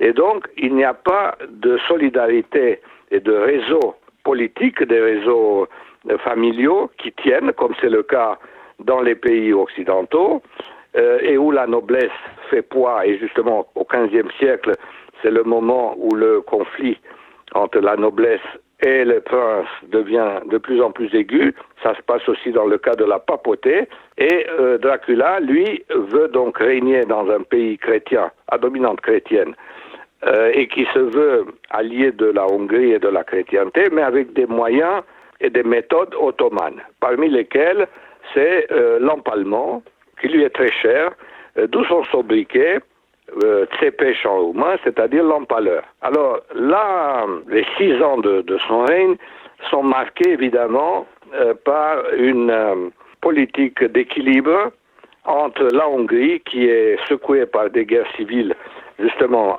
du fait de la succession au trône, et l'Empire ottoman où règne Mahomet II, le jeune conquérant de Constantinople, qui est considéré le nouvel antéchrist et qui est la terreur de l'Europe chrétienne, contre laquelle on organise même une croisade à partir de 1459.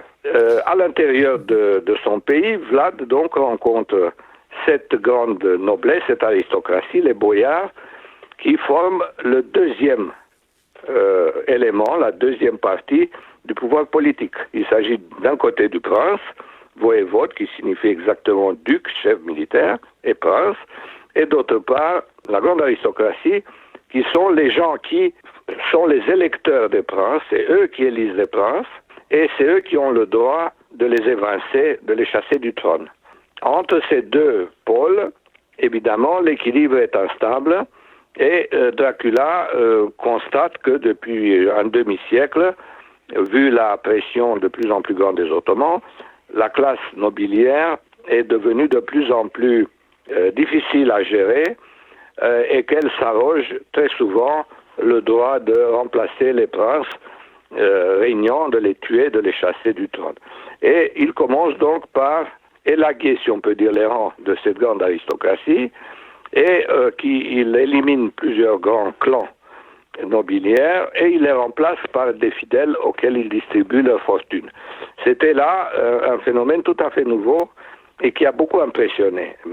Un contemporain dit cet homme a fait une véritable révolution dans son pays. Deuxième élément, je vous ai parlé des énormes revenus que les princes de Valachie encaissaient des douanes entre leur pays et l'Empire ottoman d'une part, entre la Valachie et la Transylvanie au nord, c'est-à-dire la Hongrie, d'autre part.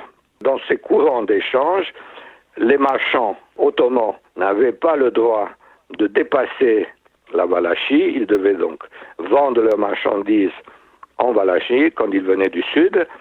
Et en revanche, en vertu d'anciens traités et privilèges, les marchands de Transylvanie, ils avaient le droit de circuler librement dans le pays de Valachie. C'est ce qui faisait donc une concurrence déloyale aux locaux.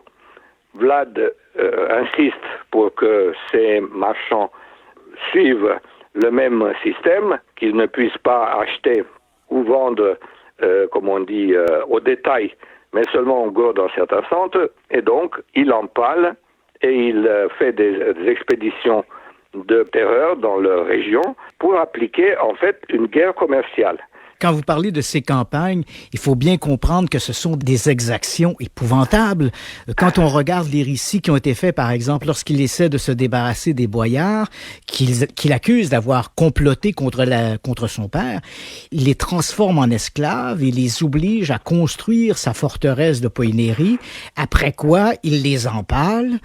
On parle également d'un siège, je crois, de mémoire 1459 à Bucarest, je crois, où il y a une représentation qui le montre littéralement dans une forêt d'empalés en train de festoyer. Justement, c'est l'image qui a été donnée et qui a été donc vue par l'armée ottomane de Mahomet II lorsqu'ils sont entrés en Valachie en 1462 pour mettre fin à son règne, et qui trouve une forêt de pales qui faisait presque 2 km de long sur 1,5 km de large.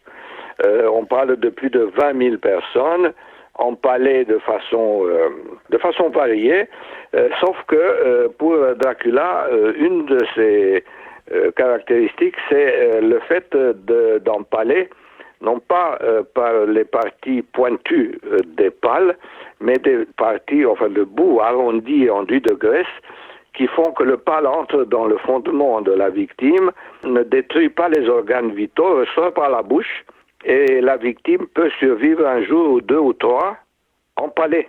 Et cela fait que ce sont les oiseaux qui lui mangent les yeux et qu'il meurt de soif.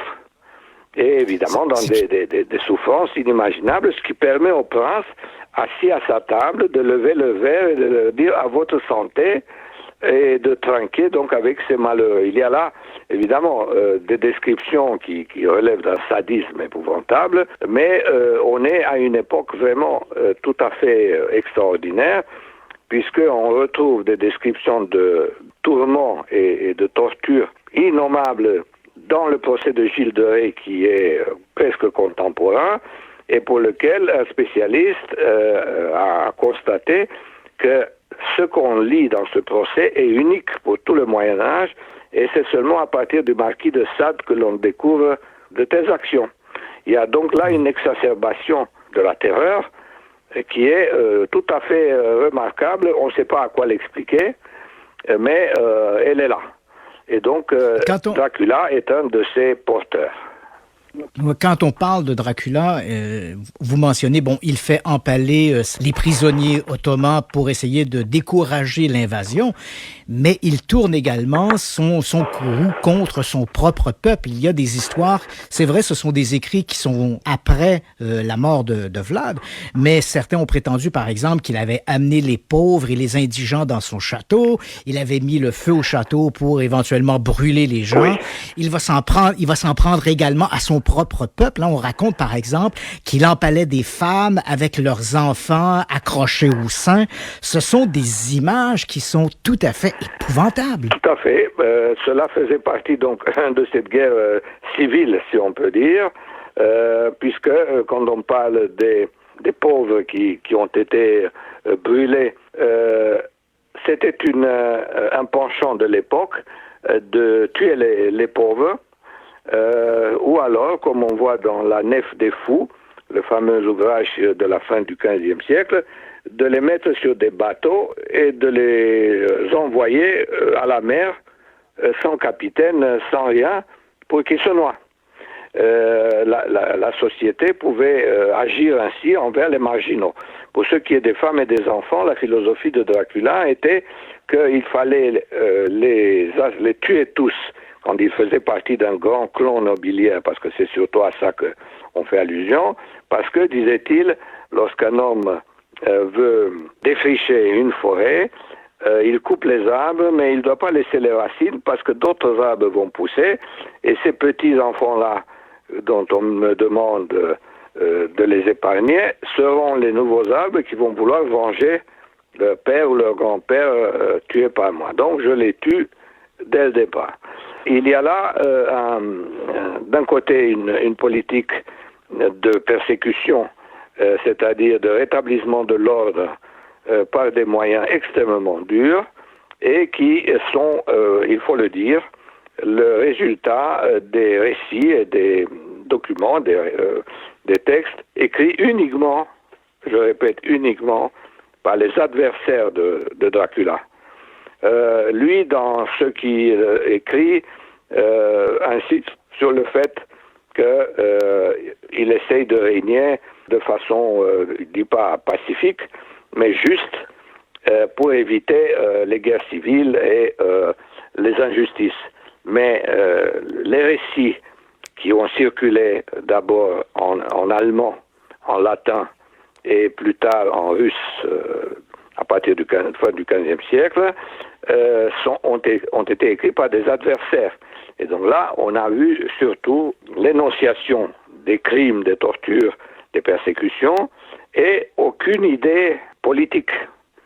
C'est-à-dire, il apparaît comme un tyran, comme Néron, comme Dioclétien, persécuteur des chrétiens, etc. C'est seulement dans les récits russes, qui vont circuler qu'en Russie à partir de 1486, donc après la mort de Dracula, où l'on voit qu'il s'agit d'un grand souverain qui entend gouverner le pays selon la loi et faire soumettre à la loi tous les nobles et aussi bien l'Église et tous les privilégiés. On voit là une politisation, une manipulation politique, une instrumentalisation de l'action de Dracula. C'est ce qui rend justement l'analyse, l'étude de son époque et de ses actions très difficile. Parce que si on prend tous ces récits à la lettre, on se dit mais on a affaire vraiment à un fou allié. Or, telle n'était pas toujours l'opinion des contemporains. Ça, c'est intéressant ce que vous mentionnez, Mattei Kazakou, parce que c'est vrai que lorsque l'on parle de Dracula, l'image que l'on a du personnage, c'est une image quand même très diabolisée parce que les écrits sont souvent postérieurs à son décès et ce sont ses adversaires et ces gens cherchaient volontairement à diaboliser le personnage. Oui, justement, et j'ai émis même l'hypothèse que le centre de diffusion de ces récits a été la cour de Budapest, du roi de Hongrie Mátyás Korvin, qui était le contemporain et même parent éloigné de notre Vlad Dracula, parce que Mátyás Korvin avait reçu de l'argent de la part du pape, de Venise et d'autres puissances européennes pour partir en croisade ensemble avec Vlad. Or, il l'a abandonné en pleine campagne ottomane contre Vlad, et pour justifier son inaction, il a dit, voilà, j'ai découvert que c'était un traître, que c'était un tyran, que c'était un épouvantable individu qui a fait, voici, etc., etc. Et il a diffusé ces textes qui ont été imprimés à partir de 1463. Donc le récit s'appelait Histoire du prince Dracula, c'est paru en allemand et portait en couverture le portrait de notre homme. Et il va être republié pendant un siècle, jusqu'au milieu du XVIe siècle, en 13 éditions dans les grandes villes allemandes. Il y a là donc une célébrité européenne que personne en Roumanie n'avait connue jusque-là, et même après. Oui, parce qu'à ce moment-là, en 1463, Vlad, il est toujours vivant.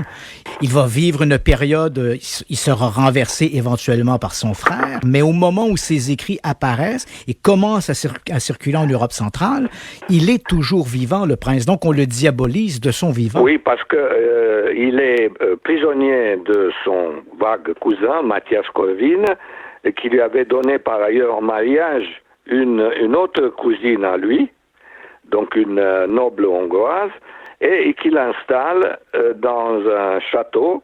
Vlad a une sorte de captivité dorée, puisque il vit avec son épouse, ils ont même des enfants, et c'est seulement en 1475 que, au bout de 10 ans de captivité, que le roi lui rend la liberté et l'aide à reconquérir le trône de Valachie.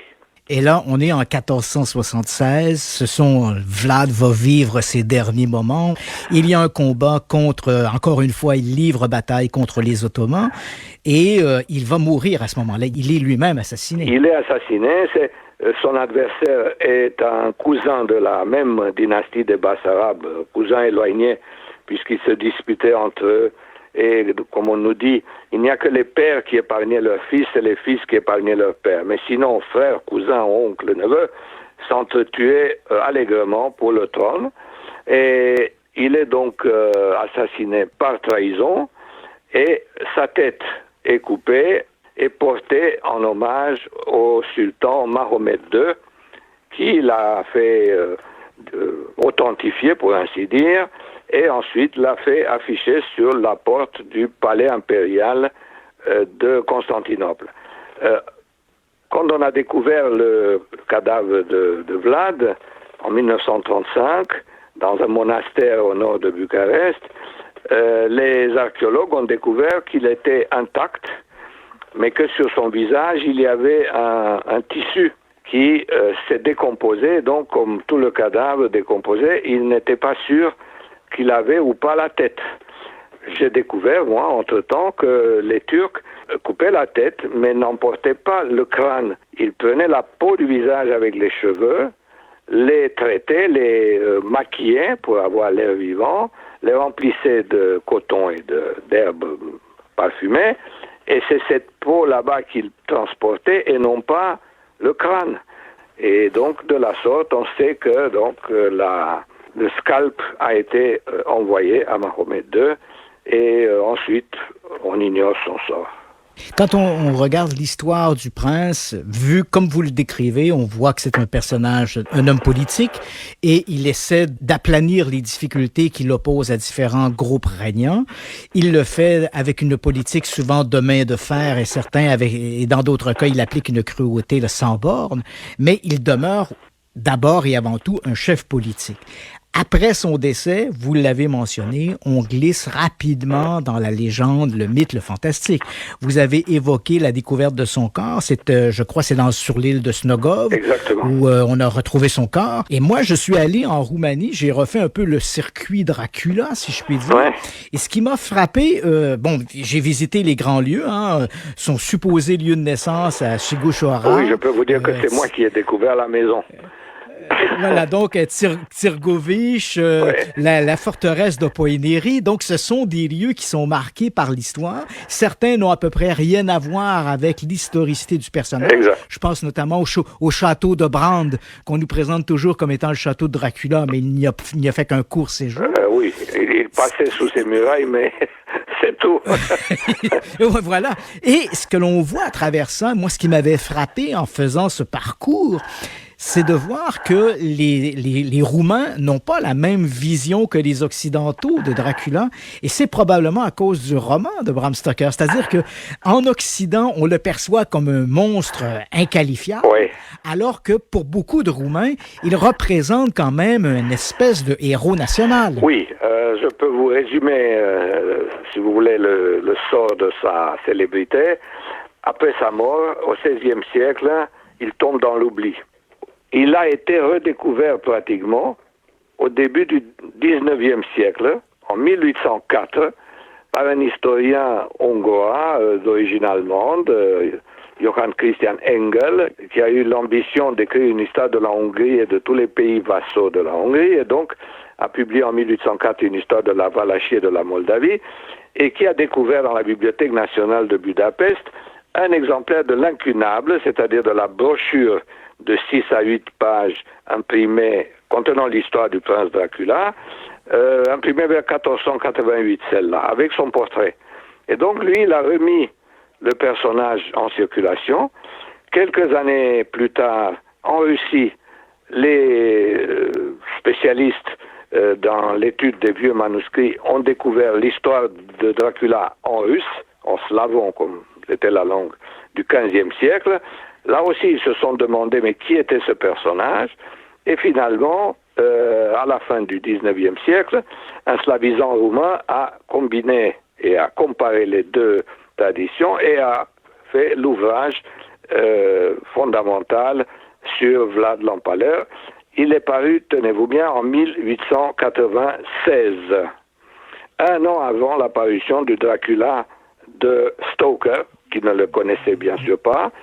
Et la conclusion de cet auteur, c'est qu'il s'agissait d'un monstre de l'humanité, d'un dégénéré, d'un fou, d'un Caligula, d'un Néron, etc. Mais en même temps, il y avait un autre courant qui s'était imposé en Roumanie à partir du milieu du XIXe siècle, au moment où s'est réalisée l'union nationale entre la Valachie et la Moldavie en 1859, et où est apparu l'État roumain, la Roumanie. Cet État avait besoin de se construire un panthéon, de se construire une histoire, reconstruire son histoire. Et pour cela, évidemment, il fallait des héros, comme dans tout panthéon qui se respecte. Or, les héros dans le passé de la Valachie et de la Moldavie n'étaient pas très nombreux. Et la discussion a été assez animée. Et finalement, contre l'avis de bon nombre d'entre eux qui disaient non, il s'agissait d'un fou, etc., on a mis Dracula parmi les grands noms fondateurs de la nation et de l'État, parce que d'un côté, il était sévère mais juste. Ça, c'est une de ces expressions toutes faites qui circulent. Et d'autre part, ce qui est absolument vrai, c'est qu'il est parmi les très peu nombreux qui ont eu le courage de se battre, de s'opposer aux Turcs ottomans, et surtout au plus célèbre d'entre eux, Mahomet II, le conquérant de Constantinople. Donc, au moment où Bram Stoker sort son livre 1897, il était à 1000 lieues d'imaginer qu'en Roumanie, on avait discuté le cas, pour ainsi dire, du personnage historique, et Stoker, d'ailleurs, avait une toute autre vision de son héros. Parce que moi, quand j'étais dans cette région où on avait lâché les Carpates, tout ça, les gens étaient un peu surpris. Je parle bien sûr des gens dans des petits villages. Oui. Les gens étaient un peu surpris de voir à quel point en Occident, on avait transformé le personnage. D'abord, il n'est pas un prince, il est un comte dans le roman de Bram Stoker. Oui. Il ne buvait pas de sang, il ne s'adonnait pas au vampirisme. Et le seul lien en réalité, c'est bien sûr ce nom de Dracula qui, bien sûr, fait fantasme. Oui, mais il y a autre chose.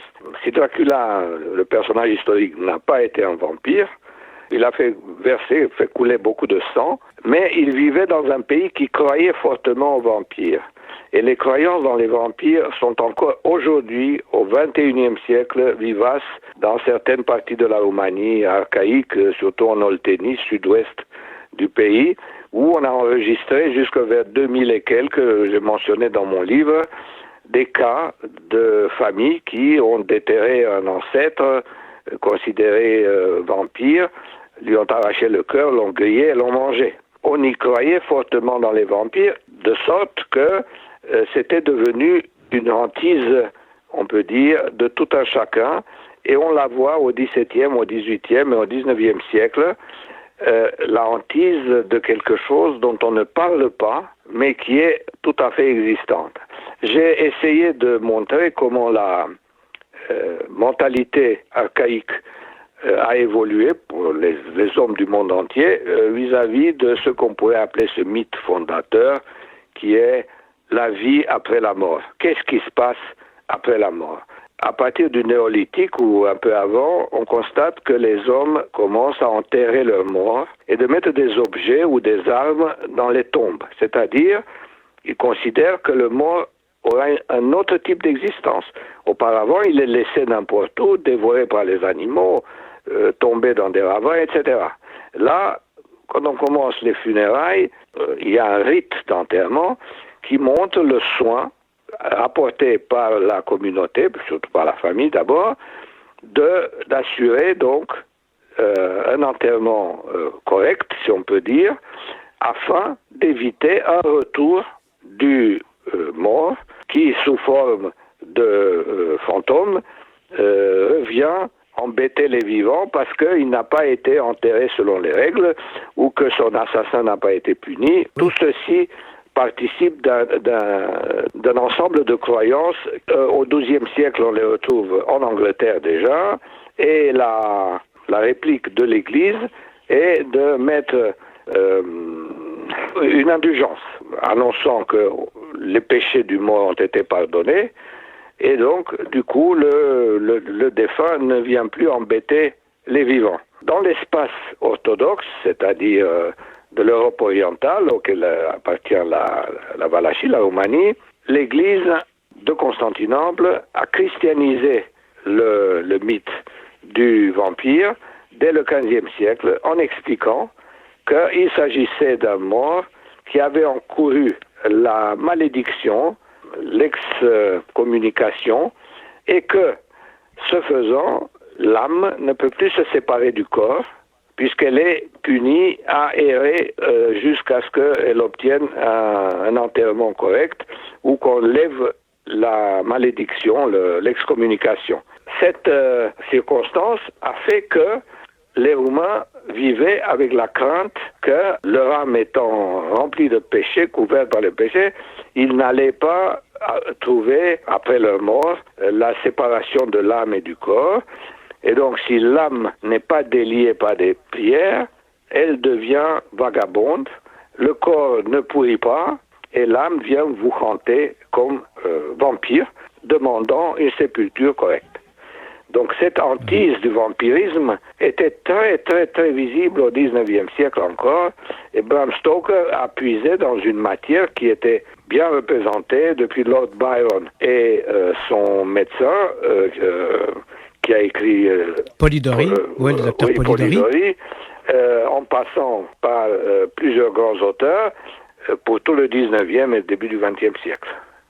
Avec le recul, Vlad Dracula, est-ce qu'on doit le considérer comme un despote ou comme un grand homme politique? Écoutez, c'est très difficile de répondre. C'était un tyran, d'après la définition antique, c'est-à-dire celui qui ne tient pas compte des corps intermédiaires, donc autocrate, tyran, mais il avait une vision politique qui avait sa justification dans les troubles et dans la véritable guerre civile que supportait son pays du fait justement de l'influence et des interventions des uns et des autres, des Turcs, des Hongrois et d'autres pays. Matei Kazakou, ce fut très édifiant de parler avec vous de Vlad l'Empaleur. On a maintenant un profil ou une image du personnage historique qui est quand même très différente du personnage véhiculé à travers la littérature fantastique. Je suis convaincu que les auditeurs sauront apprécier ces commentaires. Merci beaucoup. Merci beaucoup. Radio X Files. Radio X. Radio X Files avec Christian Page et Marceau. Radio X. Pour citer un texto de Charles qui est entré pendant la diffusion de l'entrevue, c'est fascinant les histoires du mec roumain. Effectivement. Mais c'est vrai que c'est une histoire qui est fascinante. Et tu vois, quand on l'écoute comme ça, racontée par un historien, on se rend compte que c'est pas aussi simple qu'on pourrait le croire. Tu comprends? Il y a pas c'est pas forcément toujours blanc ou toujours noir. Il y a cette espèce de zone grise au centre. Bien sûr, on le reconnaît. Je pense que tous les historiens sont de cet avis. Vlad Dracula était un tyran épouvantable et c'est un individu qui a fait preuve d'une violence tout à fait inouïe. En revanche, on a tendance à oublier qu'il y avait une espèce de contexte social, il y a un contexte politique à l'époque qui ont favorisé en fait ces grandes exactions. Et bien sûr, il faut remettre tout ça dans son contexte historique pour essayer d'avoir une vision du personnage. Et l'autre problématique, et je pense que Matei Kazakou l'a bien mentionné, c'est que la plupart des textes que l'on a sur Vlad sont des textes qui ont été écrits par ses ennemis. Et bien sûr, à travers ces textes, on essaie toujours de diaboliser l'autre, hein, c'est-à-dire que comme on dit, hein, l'histoire est toujours écrite par les vainqueurs. Donc, on s'arrange pour diaboliser l'autre. Et tous les textes qui ont été écrits sur Vlad, ils l'ont été écrits par ses ennemis politiques. Donc, bien sûr, on ne s'arrête qu'à ses exactions, on ne tient pas compte de ses décisions politiques ou quoi que ce soit, ou on ne tient pas compte, on ne présente pas les contextes dans lesquels il va commettre ses crimes. D'ailleurs, cette fameuse forêt d'Empalé, comme je l'ai mentionné dans l'entrevue, moi j'y suis allé là-bas, j'ai fait un reportage sur Dracula, je rencontrais les gens, j'ai rencontré les historiens, et par exemple, cette fameuse forêt d'Empalé qui va frapper l'imaginaire des Turcs ottomans lorsqu'ils entrent dans le pays. On parle d'une forêt de 10 000 empalés. C'est du monde, ça, là. 10 000 personnes là, perchées au bout d'un bout de bois. Là. Il y a de quoi Et on voyait cette scène-là dans le film de Coppola. Absolument. En 92. Au début, on présente cette scène-là. Et elle frappe l'imaginaire. Mais il faut comprendre qu'il y a un contexte à ça. Hein. À ce moment-là, au moment où Vlad de Dracula va décider de faire cette, entre guillemets, forêt d'Empalé, il faut comprendre qu'il essaie de mobiliser ses troupes militaires et il y a à ce moment-là, on lui dit, les Turcs ottomans vont franchir le Danube à tel ou tel endroit. Donc, Vlad fait transférer ses troupes militaires à l'endroit où on annonçait de l'invasion turque. Et finalement, il s'aperçoit que d'une certaine façon, les Turcs ont été informés et ils ont décidé d'attaquer sur un autre flanc. Alors, Vlad demande à ses conseillers militaires en disant, bon, ben voilà, on va déplacer nos troupes, mais c'est devenu trop précaire, hein, ça prendrait trop de temps de déplacer les troupes et les Turcs sont déjà aux portes du pays. Alors, Vlad prend cette décision en disant, ben combien a-t-on de soldats, de prisonniers turcs dans nos prisons? Ben, 10 000, mon prince. Bon, ben, parfait. On va prendre les 10 000, puis on va les faire empaler à l'endroit où les Turcs doivent pénétrer dans le pays. Et quand les Turcs vont entrer dans le pays, ben, tu comprendras on a pu retarder l'invasion parce que les Turcs ont été tellement choqués par l'image de cette forêt d'Empalé qu'ils ont pris un moment d'arrêt avant d'entrer dans le pays. Donc, ça a été une espèce de stratégie militaire à la dernière minute que Vlad a décidé d'appliquer parce que, bien sûr, il a dû avoir un certain plaisir à faire empaler ces gens qui étaient des prisonniers surtout, ou bien des nobles qui s'étaient opposés à son pouvoir. Il l'a bien défini, hein. Il y avait des clans à ce moment-là. Tout le monde s'entretuait pour le trône, hein. On a l'impression qu'on était dans un mauvais épisode de Game of Thrones. Et donc, tout le monde s'entretuait pour le trône. Vlad a fait une véritable épuration des clans qui s'opposaient à lui. Et bien sûr, il y avait ses prisonniers turcs. Donc, il a dû, d'une certaine façon, il y avait une espèce d'exutoire à sa vengeance à travers ça.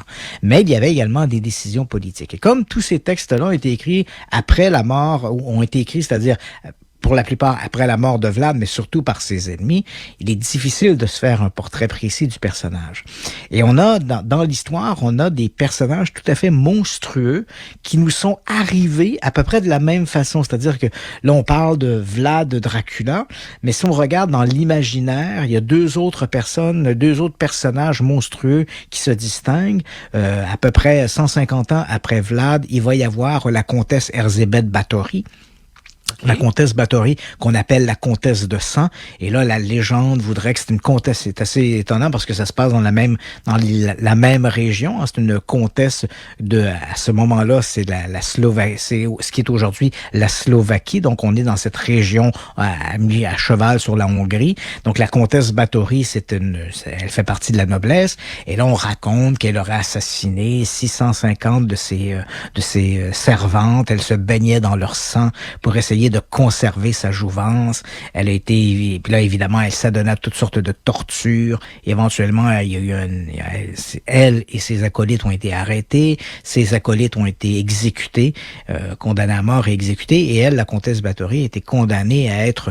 Bon, la légende nous dit qu'elle a été emmurée dans une pièce de son château, mais moi, j'ai pu voir les documents du procès. Et le mot utilisé dans le procès, qui est écrit en hongrois, le mot utilisé veut dire emmuraillé. Donc, emmuraillé, si on le traduit mot à mot, c'est elle a été emmuraillée dans son château. Mais ça pourrait dire qu'elle a été emmurée dans une pièce du château, mais elle aurait pu être aussi enfermée simplement dans une aile ou dans le château tout entier. Tu comprends? C'est emmuraillé. Elle peut pas sortir du château et elle décède en 1610. Mais là aussi, on voit les historiens qui se sont penchés sur l'histoire d'Erzsébet Bathory, qui est une histoire tout à fait extraordinaire et par certains aspects aussi monstrueuse que celle de Vlad. Ces textes ont été écrits par des gens qui étaient les ennemis du clan Bathory, des gens qui voulaient s'emparer de ses terres. Elle avait prêté beaucoup d'argent à des nobles, et notamment à l'empereur, pour qu'il puisse financer des campagnes militaires. Et là, elle demandait tribut, elle demandait d'être remboursée. Et donc, évidemment, si on l'accuse, puis on l'exécute, ou on la met en prison, l'empereur ne se sent plus le besoin de rembourser ses dettes. Donc, il y a une espèce de jeu politique qui se fait en ce sens. Ça veut pas dire que les crimes n'ont pas eu lieu. Ça veut pas dire que ces gens-là méritaient pas le sort qu'on leur a réservé, mais c'est sûr qu'il faut tenir compte de toutes sortes d'éléments. Et comme l'histoire est toujours écrite par les vainqueurs et non les vaincus, c'est toujours un peu un tableau diabolisé qu'on présente. Et on a fait la même chose avec Gilles de Rais, qui lui est à peu près un contemporain de Vlad, mais du côté de la France. Il s'est battu auprès de Jeanne d'Arc. Il a été un grand chevalier. Il a été même nommé grand maréchal de France. Mais on sait qu'entre 1432 et 1440, dans ces châteaux de la Loire, il va s'adonner à la sorcellerie, il va s'adonner au satanisme et il va surtout s'adonner à des crimes de pédophilie et il va assassiner un nombre incalculable d'enfants. On ne sait pas le nombre exact. On sait que les minutes du procès parlent de 140 enfants. Durant beaucoup de documents ont disparu. On a les témoignages au moins de 8 parents qui parlent de la disparition de leurs enfants. Gilles parle de centaines d'enfants. Les historiens vacillent entre un chiffre qui va de 150 enfants à 2000 enfants. Donc, c'est énorme. Wow. Tu vois? Donc, mais encore une fois, on est exactement dans la même figure de style qu'avec Vlad Dracula, c'est-à-dire que les écrits, ce sont des gens qui racontent l'histoire de Gilles de Rais, ce sont des gens qui vont l'amener en procès, c'est des gens qui l'accusent des pires infamies, mais en même temps, ce sont des gens qui ont un intérêt à la fois politique et économique à faire disparaître le personnage. On veut s'emparer de ses terres, on veut s'emparer de sa fortune, on veut dilapider en fait l'héritage de la famille de Rais, comme on le fait avec Erzsébet Bathory et comme on le fait avec Dracula. Mattei Casacco le disait bien, il y avait des guerres intestines et des guerres intestines qui opposaient des clans, des gens de la même famille. Vlad Dracula, il est assassiné, il est de la lignée de la famille des Bassarabes et celui qui l'assassine, c'est un Bassarabe et c'est un de ses cousins qui va le mettre dans une espèce de garde à vue pendant une dizaine d'années dans un château. Il est d'ailleurs renversé à un moment donné, il doit quitter le pouvoir parce que son frère Radu va le renverser. Son frère Radu qui, comme lui, a été enfant détenu par les Turcs ottomans pour que les Turcs puissent faire pression sur son père. À la mort du père, Vlad va s'emparer du pouvoir, mais éventuellement, les Turcs vont réussir à faire entrer dans le pays le frère de Vlad, Radu, qui va renverser Vlad et là, va l'envoyer en exil. C'est vraiment, comme je l'ai mentionné, on a réellement l'impression d'être dans un mauvais épisode de Game of Thrones. Il faut quand même en tenir compte si on veut avoir une image objective du personnage. Et pour la comtesse, là, j'ai retracé un film qui est sorti en 2009, un film français intitulé La Comtesse, qui retrace la vie d'Erzsébet Bathory. Qui, en tout cas, c'est ce que j'ai trouvé. Là. Des fois, c'est intéressant de voir au grand écran ou au petit écran là, un film sur. Oui, qui est assez bien. D'ailleurs, j'ai vu le film. Okay. J'ai vu le film. film, c'est assez bien. On se tient beaucoup dans la légende. Il faut toujours se rappeler quand on regarde au cinéma des films qu'on nous dit basés sur un événement réel, et dans le cas de la comtesse, on nous dit que c'est la vie de la comtesse Bathory, on comprend qu'ici, l'objectif du réalisateur, c'est de divertir le public. Et donc, on fait des raccourcis dans l'histoire, et bien sûr, on va aller chercher les éléments les plus fantastiques de l'histoire du personnage. C'est vrai, lorsque l'on parle de Dracula, on tient plus à le présenter comme un vampire, alors qu'il n'a jamais bu le sang de ses victimes. Dans le cas de la comtesse Bathory, évidemment, on va beaucoup insister sur les tortures qu'elle faisait subir à ses servantes, les bains de sang. Mais dans les faits, moi, comme je te dis, quand j'ai fait ce grand voyage en Roumanie, Hongrie, tout ça, j'ai pu voir les minutes des procès. Dans le cas de la comtesse Bathory, les minutes du procès, elle n'a jamais été amenée à procès. Elle a été condamnée par contumace. Donc, elle n'a pas de procès. Elle n'a pas la possibilité de se défendre. Elle est condamnée par les juges, par les magistrats. On décide qu'elle s'est rendue coupable de ces crimes. Elle n'a pas la chance de se défendre. Mais en revanche, on s'appuie sur les témoignages. C'est vrai, des témoignages obtenus dans bien des cas par la torture, mais ce sont les témoignages des gens qui étaient autour d'elle. Et quand on regarde l'ensemble de tout ça, sans entrer dans le détail de l'histoire, parce qu'on n'aurait pas le temps, je pourrais te faire une émission de 2-3 heures là-dessus, mais on peut dire que dans les minutes du procès, il apparaît que Erzsébet Bathory a tué de ses servantes. Ça ne fait aucun doute. Oui. Mais pas 650 ou 600 comme certains l'ont avancé. Les chiffres du procès parlent davantage d'à peu près une 50aine de servantes qu'elle aurait assassinées entre 1590 et à peu près 1603. Et durant cette période, elle ne s'est jamais baignée dans le sang de ses victimes. Elle ne cherchait pas à garder une jouvence ou une jeunesse éternelle. Ça, c'est de la foutaise. Bathory était simplement une femme qui était vindicative et elle était très cruelle. Donc, si une servante, par exemple, elle suspectait une servante de lui avoir volé quelque chose, ben, elle lui coupait les mains ou, tu comprends, c'était une vengeance qui était épouvantable. Et ce qu'on a de plus près du bain de sang, c'est pas le bain de sang, mais c'est vrai que durant cette période, elle a fait construire une espèce de cage à l'intérieur desquelles se trouvaient des lames, des espèces de pointes acérées.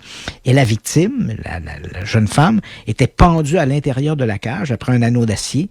Et lorsque l'on refermait la cage, ben, c'était un peu comme deux mâchoires qui se refermaient sur la victime et les pics traversaient la victime.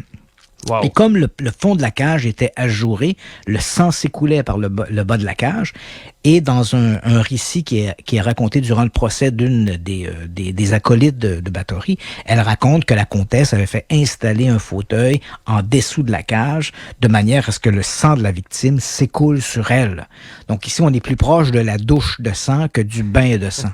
Mais dans ce cas-là, il n'y avait pas cette volonté de voir dans le sang une espèce de cocktail ou de concoction qui amènerait la jeunesse. Jamais dans le discours du procès, jamais dans les témoignages, jamais il est question de ça. Il est toujours question simplement d'une espèce de vengeance ou d'un plaisir sadique que la comtesse mettait de l'avant à travers ses tortures, mais le fantasme de la jouvence en se baignant dans le sang, c'est quelque chose qui arrive beaucoup plus tardivement, aux alentours du 18e, 19e siècle, lorsque l'on redécouvre les personnages, parce que dans le cas de Bathory, un peu comme à l'image de Vlad Dracula, après leur règne, donc après la mort de Dracula, certains de ses fils vont régner sur des parties de la Valachie. La famille Bassarab va rester au pouvoir encore pendant plusieurs décennies, mais le nom de Vlad sera littéralement effacé des registres publics. On ne parle plus de lui. On essaie d'en faire un fantôme dans l'histoire. Et on a fait exactement la même chose avec Erzsébet Bathory. Même si elle appartenait à une famille noble, même si elle était proche de l'empereur, même si elle a fourni de l'argent, comme j'ai mentionné à l'empereur, après la mort d'Erzsébet Bathory, on décide de faire effacer son nom. On ne veut plus que Erzsébet Bathory soit mentionné dans les livres et les archives. Donc, elle a eu son fameux règne de violence. Elle a été condamnée en 1610. Elle est décédée en 1613, emmurée quelque part dans son château. Et ce que l'on garde de souvenir d'elle, c'est une femme qui se baignait dans le sang, mais en réalité, il n'y a rien de ça qui a existé. C'est arrivé les bains de sang arrivent beaucoup plus tardivement lorsqu'on redécouvre le personnage, parce que on a essayé de l'effacer au même titre que Vlad. Ce sont des historiens, finalement, 150 ans après les événements, qui, en fouillant dans des archives, vont découvrir des vieux documents qui concernent la comtesse Báthory. Christian, ça a passé trop vite, cette édition sanglante du Radio X-Files. Mais tellement captivant. Ben merci beaucoup. J'espère que les gens ont apprécié. Puis écoute, on remet ça à un autre moment donné, si tu le veux bien. Excellent. Yannick Marceau sera là la semaine prochaine. Et dans 2 semaines, Monsieur Marceau s'en va faire de la plongée sous-marine, donc je serai de retour en votre compagnie. Bon, ben ça sera excellent à ce moment-là. Excellent. Et bonne fin de semaine, Christian. Bonne fin de semaine. Radio X Files. Radio